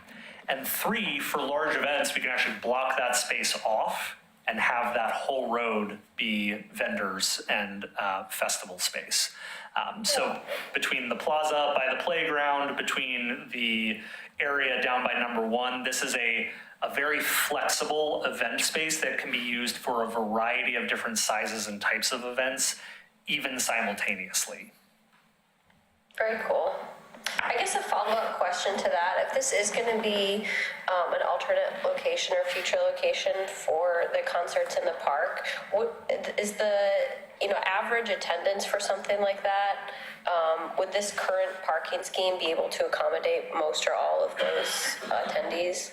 Yeah, and that's something we're being very careful in the design. Actually, one of the pieces of feedback we heard from the Marine Board, so in the existing trailer parking area up by the boat ramp, there's an island that separates the spaces.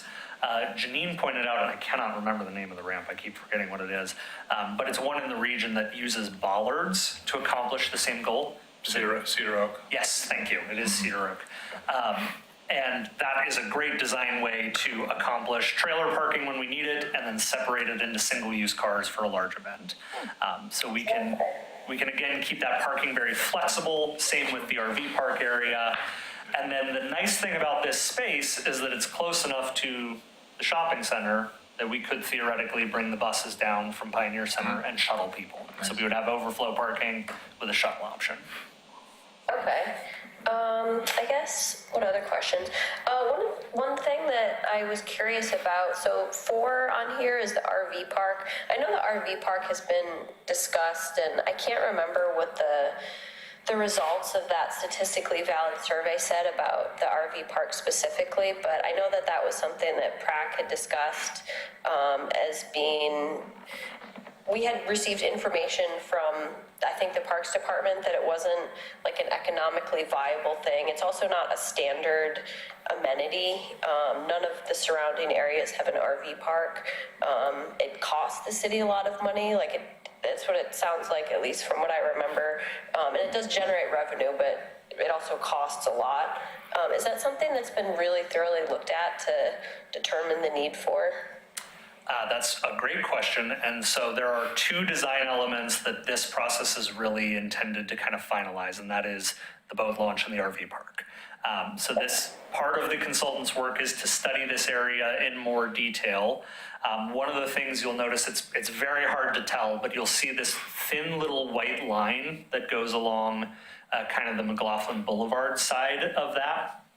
And one of the things that the engineering firm has been able to identify is that in order to make this fit, we would likely have to cut into the bank of the shoring bank of 99E and create a new retaining wall in order to fit this. So yes, there is cost associated with that. It is, the city makes revenue off of it. This is about half the spaces of the existing RV park. And it is a difficult thing to fund with grants. Most city parks do not operate RV parks. So most grants that we are eligible for don't prioritize this. An example would actually be this Metro grant. They are fully on board with funding the removal of the RV park. They would not fund rebuilding it. Okay. So that is a question that we're trying to answer through this process. Okay, so the funding for the RV park, that would be a separate sort of list of potential funding opportunities relative to the rest of the elements of the park? Yeah, we'd have to identify where that funding would come from. Unfortunately, in the state of Oregon, the way RV registrations work, RVs are really designed for county parks. The county park systems they all receive a portion of the RV registrations, both through a grant program and through direct allocation. We are not eligible for that as a city. We don't receive the direct allocation, and we are not eligible for their grant program. So there might be a tourism-related component that we could shoot for this, but most park-related grants are not going to support rebuilding it. Okay. Is the main motivation for keeping it just because like there is currently an RV park and it was just kind of expected that that be included in this development plan? There was, I think as mentioned, there was a lot of survey and public outreach that was done. It is an amenity that provides value, both to, the community as a whole. This is a regional park. Most of our visitors come from out of town. Many of them are, visiting family here in Oregon City. So there is value to it, and that was identified in the survey. It's really just a question of priority, right? Like we have a certain amount of space. Is this the right priority? Is this the right location? There are other opportunities potentially where this might make more sense. And that, again, that's kind of the question that we're posing to you and the community. Sorry, one more question. No worries. So it looks like, so if you just look like right at the number 4 that's in a red circle, Yep. there's a series of like it looks like green spaces and then also like paved space. Is it grass then? Would those just be grass spaces or? Yeah, so the intention would be that we would reduce the number of spaces. Currently, we operate 36 spaces. This would go down to 18 spaces, but the spaces would be nicer. So like today, it's a gravel lot. There's no space in between them. There's no picnic tables or anything like that. Those grassy spaces in between the paved lines represent like what you would typically find at a county or state park campground, right? So you'd have a grassy lawn with a picnic table, and then full hookups as well. So nicer experience, smaller number of spaces. We can probably charge more for full hookups. On the right of the number 4 would be more overflow parking, so that's why those don't have as much green space in between them. Got it. I guess, sorry, one comment and then sorry, Aaron. To piggyback on what Tim said about like the feng shui of the space, like I don't spend a whole lot of time at this park, but I've walked it a number of times and like, so if you go if in this proposed plan, you're like hanging out at 5 and then you want to get back to where you parked your car, there's no way to get back to where you parked your car without crossing at least one road, but in most cases you have to cross like a pretty significant section of paved area. And I'm just thinking for like families, like kids, there's so much pavement that's like interrupting the green spaces. I guess that's just an observation. And I realize that there's been so much planning and, but yeah, I do think that like in terms of the feng shui of the place or, just walkability, beyond just having paths, like the connectivity between those, so they're not like so isolated. Yeah. Thank you. Aaron, did you have something you would add in there? Yeah, I really like your lines of questions, Emily. I thought a lot of the same things that we, in all of the conversations we've had in the last couple of years around this, I sort of had thought we had landed on the juice wasn't worth the squeeze as much for the RV park and that it wasn't necessarily serving the folks that we were looking to serve. So I was actually kind of surprised to see it in the rendering this solidly there. If we were to decide not to have it there, what goes in that space? Does it become a green space? Does it become parking? What does that become? Yeah, that's a great question. Probably most realistically, it would become additional parking. Some of the feedback we've already received and something we're thinking about a lot in this design is increasing the amount of people who want to use this space is going to increase the need for parking, especially being a regional park. This is not, other than one apartment complex that's within walking distance, this is not a park most people can walk to. This is a park that most people are going to have to drive to visit. So we have to balance that need somehow. And this is this space where what we jokingly call the McDonald's lot is an opportunity to do that if that would be more of the priority. Okay, thanks. Yeah. So I had a lot that I kind of wanted to go through. I wanted to talk mainly about the playground. Tell me about the playground. I didn't want to bring it up last week at last week's open house meeting because, you know, they were running low on time there. But, and I think Emily kind of hit a few of the things that I really wanted to mention. And I think you just hit something as well that I was going to bring there. This is a park people are going to need to drive to. There's no neighborhoods near this area. You know, I go to this park a decent amount to fish or to, you know, my son likes to go to the skate park. But to me, if we looking at the playground that's here, to me, it becomes kind of the heart of the park. It's centered everything else that you have there. And to get families to come there, I think I love the elements that are in this playground. I think that they all work well. I think that they're there. I just don't think it's enough structure, and I don't think it's enough size, especially if we want it to be a legacy playground and to bring families there. Just as an example, the swings, there's only 3 swings. Currently, there's 4 swings at that park, so we're actually reducing that amenity with the amount of swings that we have there, which I just think that you have so much space that's there. I love the elements that are there, the 24-foot tower, the slide, but if you look at other newer parks that have been made. If you look at Cook Park and Tigard or Happy Valley Park that's there, that also kind of serve as their city's legacy parks, and you look at the playgrounds that they've been able to create, they probably have, I would say, honestly, double the structures that are there. And I've been to those parks a lot, and they bring in, you know, thousands of people. It is just a hub of community activity. And when I look at this playground, I see an amazing start, but I see about half of what I think we would need to have in that. And I know funding's an issue in a conversation, but there's just so much more that we need to build there. And I think that there's so much space that's there. So something that I would really want to see more is just, you know, how can we expand on the playground area, and then how can we, and something that Emily was just, I was going to say almost verbatim, how do we connect this to other areas of the park? More paths that connect into that. Like, I'd love to play at the park and then go wander to the river or go, you know, check out the art installations without having to like fight all the people on the paved way or, you know, on the pavements and all the drivers that are there without going on a main road. So I think my biggest, not issue, because it's such a beautiful design. There's so many elements there that I love, but just thing that I think can really be focused on is how do we increase that family element? And I kind of mentioned it at the top too with the river overlook. Like, every time I see it, I'm like, that's great, but my kids are never going to play there. What we have in this playground setup is good. My kids will like going there, but they're not going to be like, this is the park that I need to go to.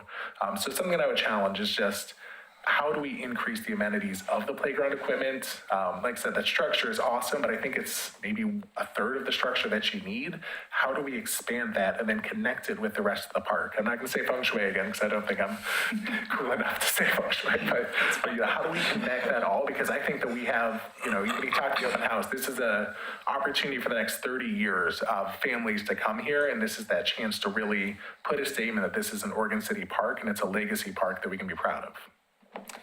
So I'm just going to note that as more bigger. So one thing I will say, kind of to your point, and I think it's a, you know, funding is obviously a conversation as it relates to that. But this is a flexible space, right? There's a lot of open lawn to the kind of the left, which would be the west of that. So there is opportunities to expand that. There's also some down closer to where the shelter's located that we could do. There's plenty of space at this park to do that now or in the future. And it could be a phased design where we build one section and then we add an addition later on.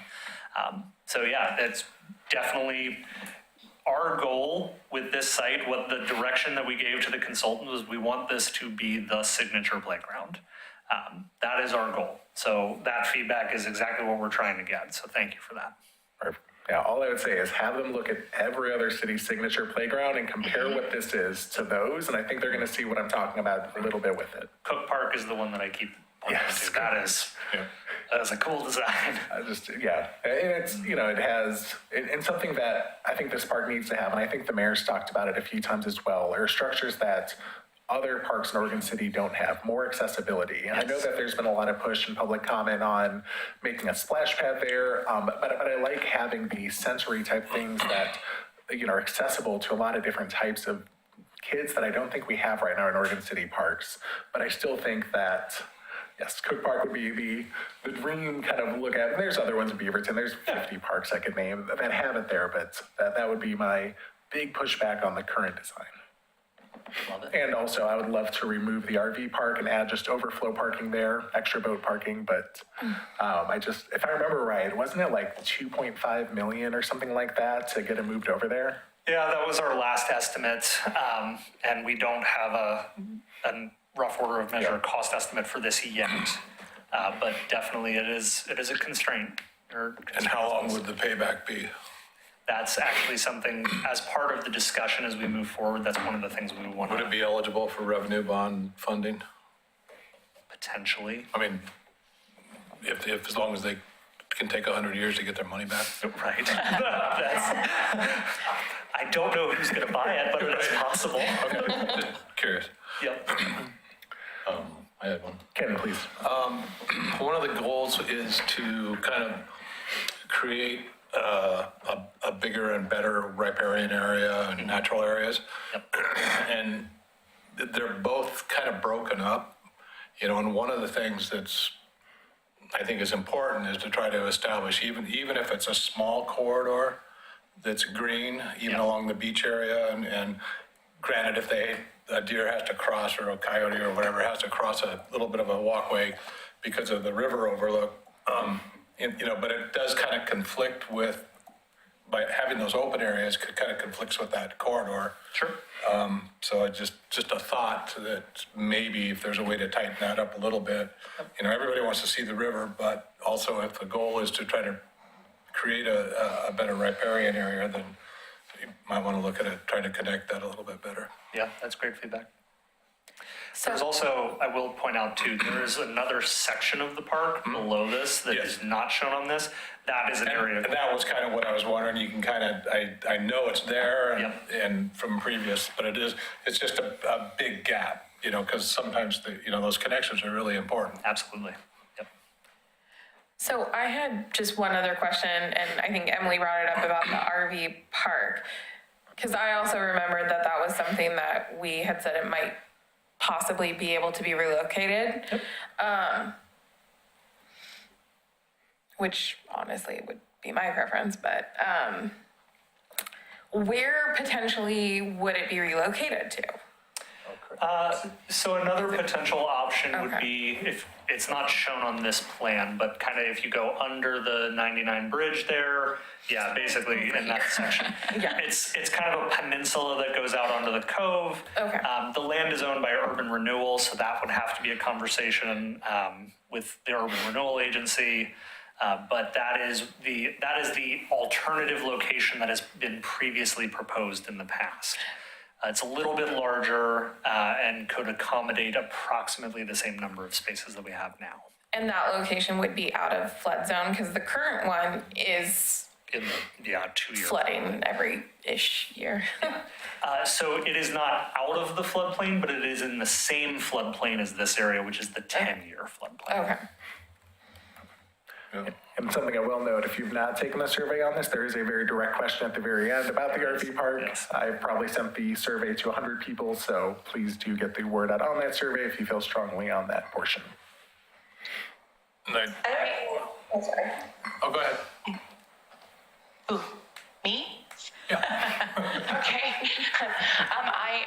I've come off mute a couple times just to basically offer my here to all of Tim's comments. I think that everything he was saying about this being a legacy park and the need for that family unit of play structure is incredibly important. So I just wanted to offer my thanks to Tim and then my also just agreeance in that.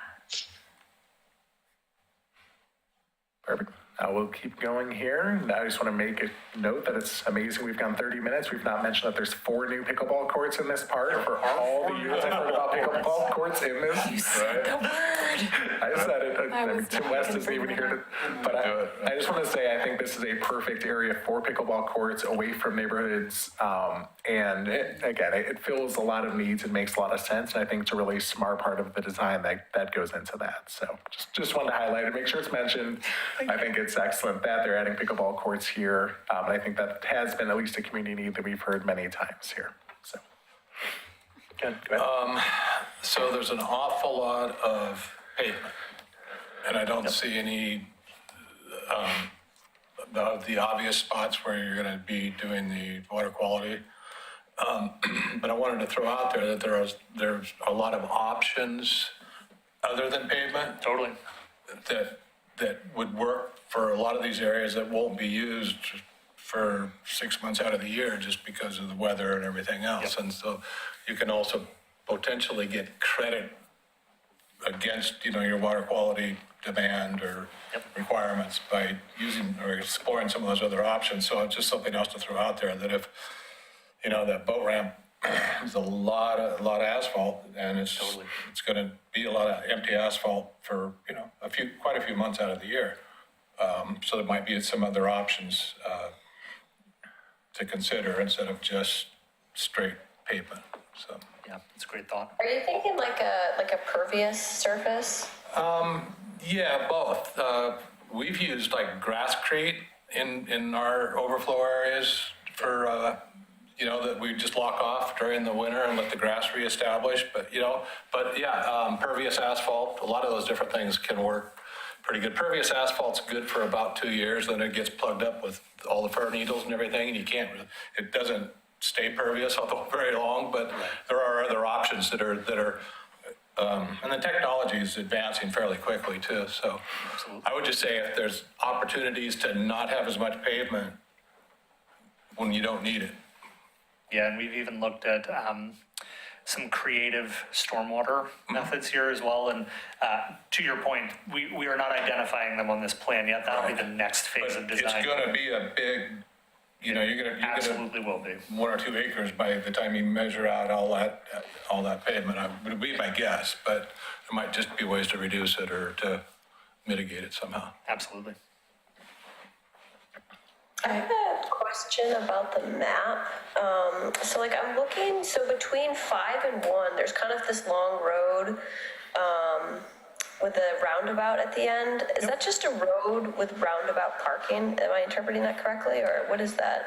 Yes, so today it is the kind of that when you come into the park and you turn left to go into the RV park, there's that road that people go down and then a lot of people park on the beach. And this is a way to provide a level of access to the beach while also not allowing parking on the beach. So the beach can be used by the public.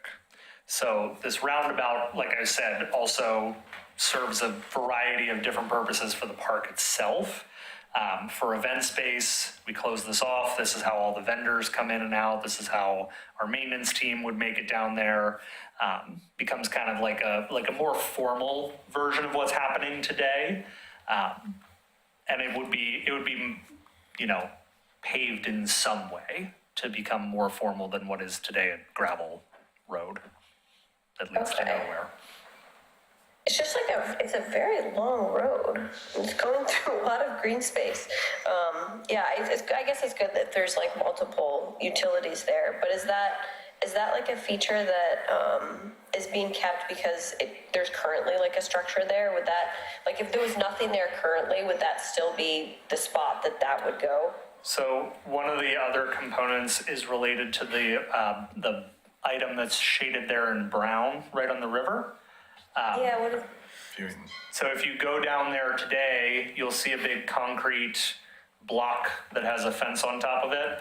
That is actually an outfall for the Tri-City sewer wastewater plant.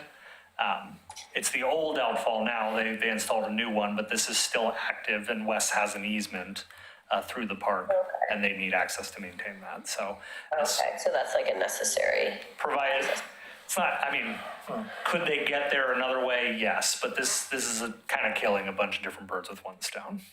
Okay, got it. That makes sense. I was just curious if it was just parking, in which case it would make less sense, but yeah, that makes sense. Thank you. Yeah. I had one more question, sorry. The park as it is now, is it a pay-for-day use park? It is not. Okay. Is that something that's considered for the future? It could be something we consider, yeah. I was just curious. Yeah. I mean, I know that the people using the boat ramp, it specifically said that they were willing to pay on part of that. Well, the challenge is though, Yeah. that the Marine Board funds the maintenance of the boat ramp. So if you start charging, then you lose that, so then you There is a don't gain balance of anything. that. Yeah. In certain areas. Well, and I was just curious because I remember at one point Meldrum Bar didn't have day use and now it does. So, Right. Yeah, and there's a threshold with the Marine Board. Right, Charge yeah. up to a certain amount. All right, we'll leave it open for more comments. Anything else on this park? I think we got a Getting there. good amount of feedback here. Thank you. And I know there's a lot of energy into this project now, and I don't want to slow that down by asking for 3 or 4 times the size of the playground, but it's just something I wanted to make sure to highlight in here. Any final portions, or can we move on to the next one? All right. Sorry. Oh, go ahead, Emily. Got it. Sorry. Is there a skate park in here? Is that like kind of right across from where the food truck area is? Is that the little gray? Yep. Okay. So that skate park exists today, and right now we don't include plans to expand it. But if there are funding opportunities that present themselves, there is space within there that would allow us to do that. Okay, cool. Thank you. All right, let's go ahead and move on to our next general business item, and that'll be the Emerald Ash Borer update. Yeah, and we're gonna pull up a kind of a joint presentation here for both EAB and B City.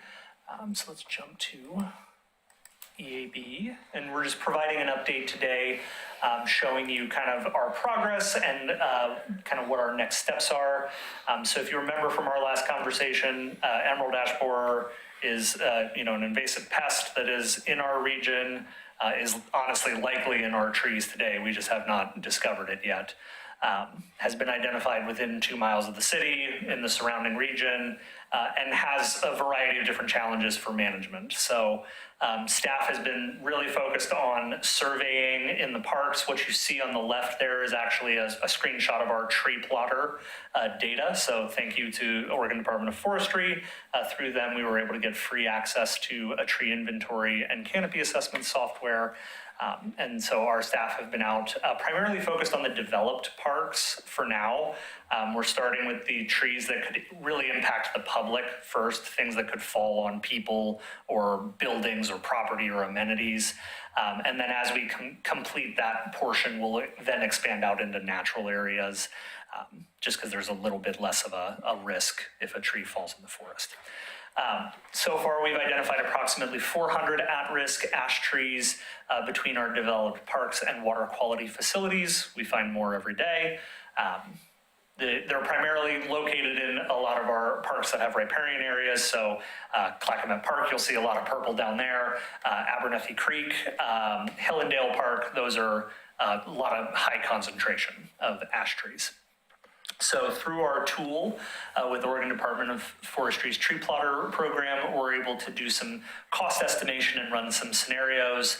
So these numbers that you see here are based on a scenario that I ran today, and just identifying some estimated removal and replanting costs.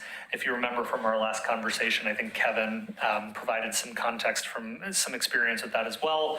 This is a pest that is going to kill these trees. There are things we can do to slow it, which is where the treatment comes in, but eventually many trees that are infected with this pest will die and will need to be removed. So if we had to go in today and remove and replant every ash tree, that cost over the next 10 years would be about $668,000. Again, I do want to point out this is just the developed parks and the water quality facilities. There are more ash trees out there. There are ash trees on private land, ash trees on other public agencies' land. All of those need to be managed in our community. Estimated treatment costs are currently estimated at $73,000 over 10 years, and that's based on an assumption that we would inject trees every 2 years. So that would be injecting all of the identified trees to date every 2 years. So again, that's a cost that slows this over time. It helps spread out that removal. It does not guarantee that that tree is going to live. for the long term. Wanted to provide this data to you, and then probably at our next meeting, if we have time on the agenda, we will have a finalized response plan for review prior to City Commission review and approval.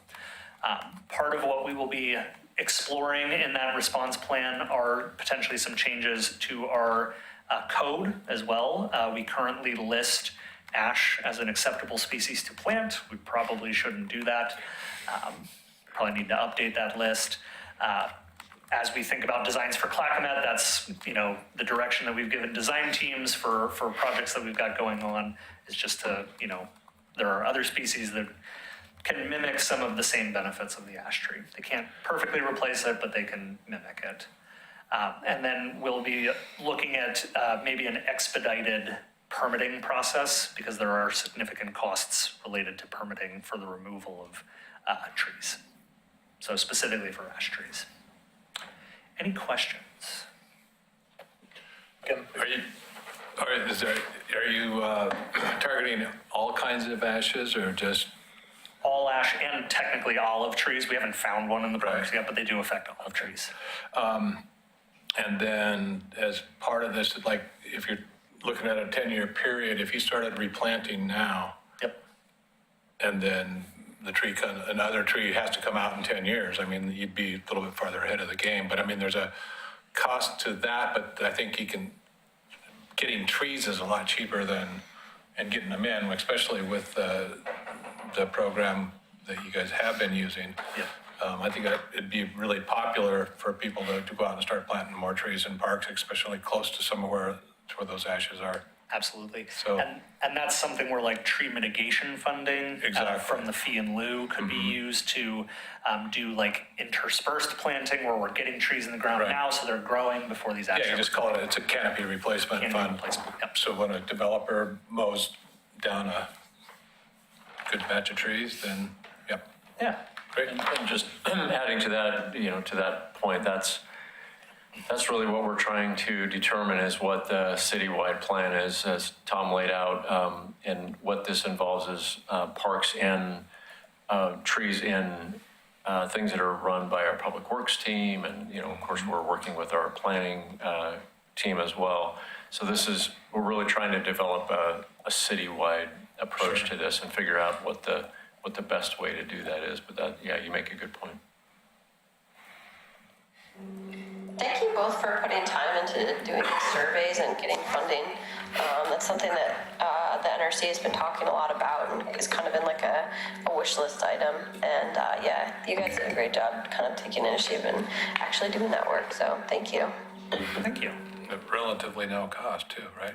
So far, yeah. Yeah, And I do just want to thank our partners from ODF and also Clackamette Soil and Water Conservation District. They actually held a workshop today at Hillendale for the members of the public to come learn about EAB and how they can identify it and mitigate it on their own properties as well. So we're closely collaborating with all of our nearby partners.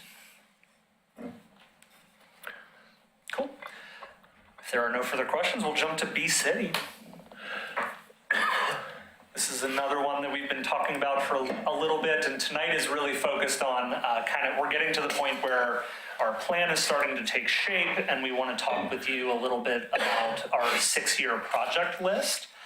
So these are the parks that, with our maintenance team, we've identified as potential candidates for the habitat planting component. So there's a goal within the plan to increase pollinator habitat by a certain percentage each year. It's approximately 10%. I did some rough math earlier today. We have approximately 7,200 square feet of pollinator habitat in the system today, between 5 different gardens. And so that, our requirement today would be 730 square feet each year. Obviously, that escalates as we add more, but you'll see that we've tried to target somewhere in the 2,000 square foot range for each of these. And then there are 2 of them, Hillendale Park and Singer Creek Park, that are very flexible. There's like 14,000 square feet at Hillendale Park that we could potentially do this at. So those are our ones that we would be able to kind of fill in those gaps as we do this. These are in no particular order, except for Stafford Park would likely be our first project, since we actually have a neighborhood association who's really invested in that, along with the Parks Foundation, willing to put in some time and effort to make that one happen. And just a reminder on this too, the Bee City USA certification is a city commission goal. So we initiated this process responding to one of our adopted commission goals. Nice. All right, open for comment on Bee City. And Emily and Aaron, you can go ahead if you have anything. Just, I can't see your hand if it's raised. Aaron, did you have anything? No, I'm good. Yeah, it looks like a great list. Yeah, and it's nice that it's kind of a mix of like hedgerow and riparian and just kind of like more open area. I guess I'm thinking about Chapin Park, and that frontage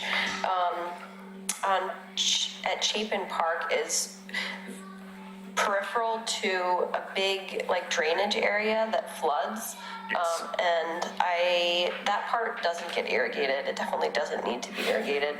But yeah, I think there's opportunity there for like a little bit of riparian stuff as well. I don't know if that was kind of conceived of when you're thinking about the frontage there, but it's just kind of like there's a huge drain there and it floods every year, and sometimes it goes into the parking lot, not usually, but sometimes. It's just grass currently, and the grass is always super green there because it's really, really wet, but I think there's some opportunity there to put plants that help with like taking in more water than the grass, like maybe something a bit bigger. Yeah, that's great feedback. The other nice thing with Chapin is, I put a square footage on this one. This one is also very flexible. Mm-hmm. There's a lot of different open space that right now is just space we mow and do nothing else with. Right. So it's very flexible what we do in those spaces. Nice. Okay. I think we can move to other project updates. If there's no more comment on Emerald Ash Borer or Bee City USA. Or Tom, do you have anything else on this? Couple of just mentioning some save the dates for you, and we'll send you the actual invites. So as you know, we have our future aquatic facility replacement planning process happening, aquatic and recreation facility, and we are doing our open house for that on June 23rd at 6 o'clock at the Libkey Public Safety Building, City Commission Chambers up on the hill. So we're going to be doing consecutive weeks, then follow that a week later on June 30th, also 6 o'clock, the open house for the end of the Oregon Trail site planning process. And that will be actually at the end of the Oregon Trail Interpretive Center. So the aquatic and rec open house is not at the pool. We're using the commission chambers to accommodate. It's a better place, we think, to accommodate that activity, but the EOT planning will be actually at that facility. Great. Yeah, I'll just give some quick updates on the other projects we have in the hopper. Wesley Lynn Dog Park is moving along well. I actually just worked on the draft ITB today and sent that to the consultant for review. So that will be going out to bid very shortly with a project goal of having that substantially completed in the fall. Part of that is also related to planting, so there will be work that will be completed sooner, but then go back and do the plantings in the kind of November timeframe, so we're hitting the right planting window. So we are moving along full steam ahead with that plan, and excited to eventually, we have some new dogs in the Parks and Rec family as well that we need to have there for the opening. So we're very excited about that. Chapin Park, we have our open survey for the playground. We've been receiving a lot of responses about that. We're going to continue to push that to the community. And we are in the process of applying for a local government grant to help fund that as well. So That application is due next week, and we are going to be seeking $200,000 with $200,000 in match from the city. So that'll be a pretty substantial component to that. And that leads me into my last project update, which is the Metro Community Choice Grants. That voting is currently open through June 15th. Please vote. We want to get as much money as we can. Your money should stay here. Let's do some cool projects here. Chapin Park is one of those projects. We can do some really cool stuff with it. I will say that so far, a lot of the votes are for Clackamette, so there's some potential funding out there as well for some of the smaller projects. But yeah, please make sure you vote. You'll start to see, related to all these various projects, there's a lot of stuff going on and a lot of engagement happening. So probably early next week, you'll start to see yard signs appearing in the different parks for a variety of different things. There'll be ones for the open houses, there'll be ones for Metro Community Choice, for Clackamette feedback. Just really doing our best to make sure that nobody's going to say that they didn't know. They didn't know. They'll still say it. I know they will, but I'm going to make every opportunity to say, well, we tried. I just want to add on the Metro grants piece. I think we are behind both Gladstone and Milwaukee on a lot of opportunities there. So send it out. We are currently still behind, so I know. just say. I think we've asked about this before. Is there any update with the courthouse renovation downtown or that donation project, or have we heard anything back from our last meeting in January about that? Thanks for that question. We are still working with the developer on the question that we're needing to answer with the developer is the SDC eligibility. The developer is seeking essentially reimbursement of as much of the park SDCs that he would pay for that project in lieu for, in exchange of doing some or, some portion of or much of that development. So we're still kind of in that conversation stage. And in fact, we have some upcoming conversations that will kind of shed more light on that process. So I guess that's a long way of saying it's a little bit squishy, but we're going to be coming back at some point if that project is looking like it's going to proceed to follow up on prior conversations. But we're really just kind of doing the behind the scenes work around what the eligibility is, which is really driving the developer wanting to potentially do that park and then turn it over to the city. So originally, it sounded like he was willing to invest a lot more than the SDCs were. He realized that there probably would not be a complete wash with the SDCs and the development. Is that changed or is? I think what they were proposing was to obviously exhaust as much of the SDC credits that they could. Mm-hmm. And then pursue some grants. Right. But the grants that they were referring to were likely only eligible for application by the city, not a private developer. So that's part of the conversation, and we're trying to navigate how that might work and what, maybe it's kind of a split thing where they do some portion of it with SDC credits, and then we do the portions that we could apply for grants. Potentially. So those are all the pieces that we're trying to figure out. So, okay. Perfect, thank you. We can open this up to member reports. I have one that I wanted to put in here, and this is more of just a conversation for the Parks and Rec Advisory Committee.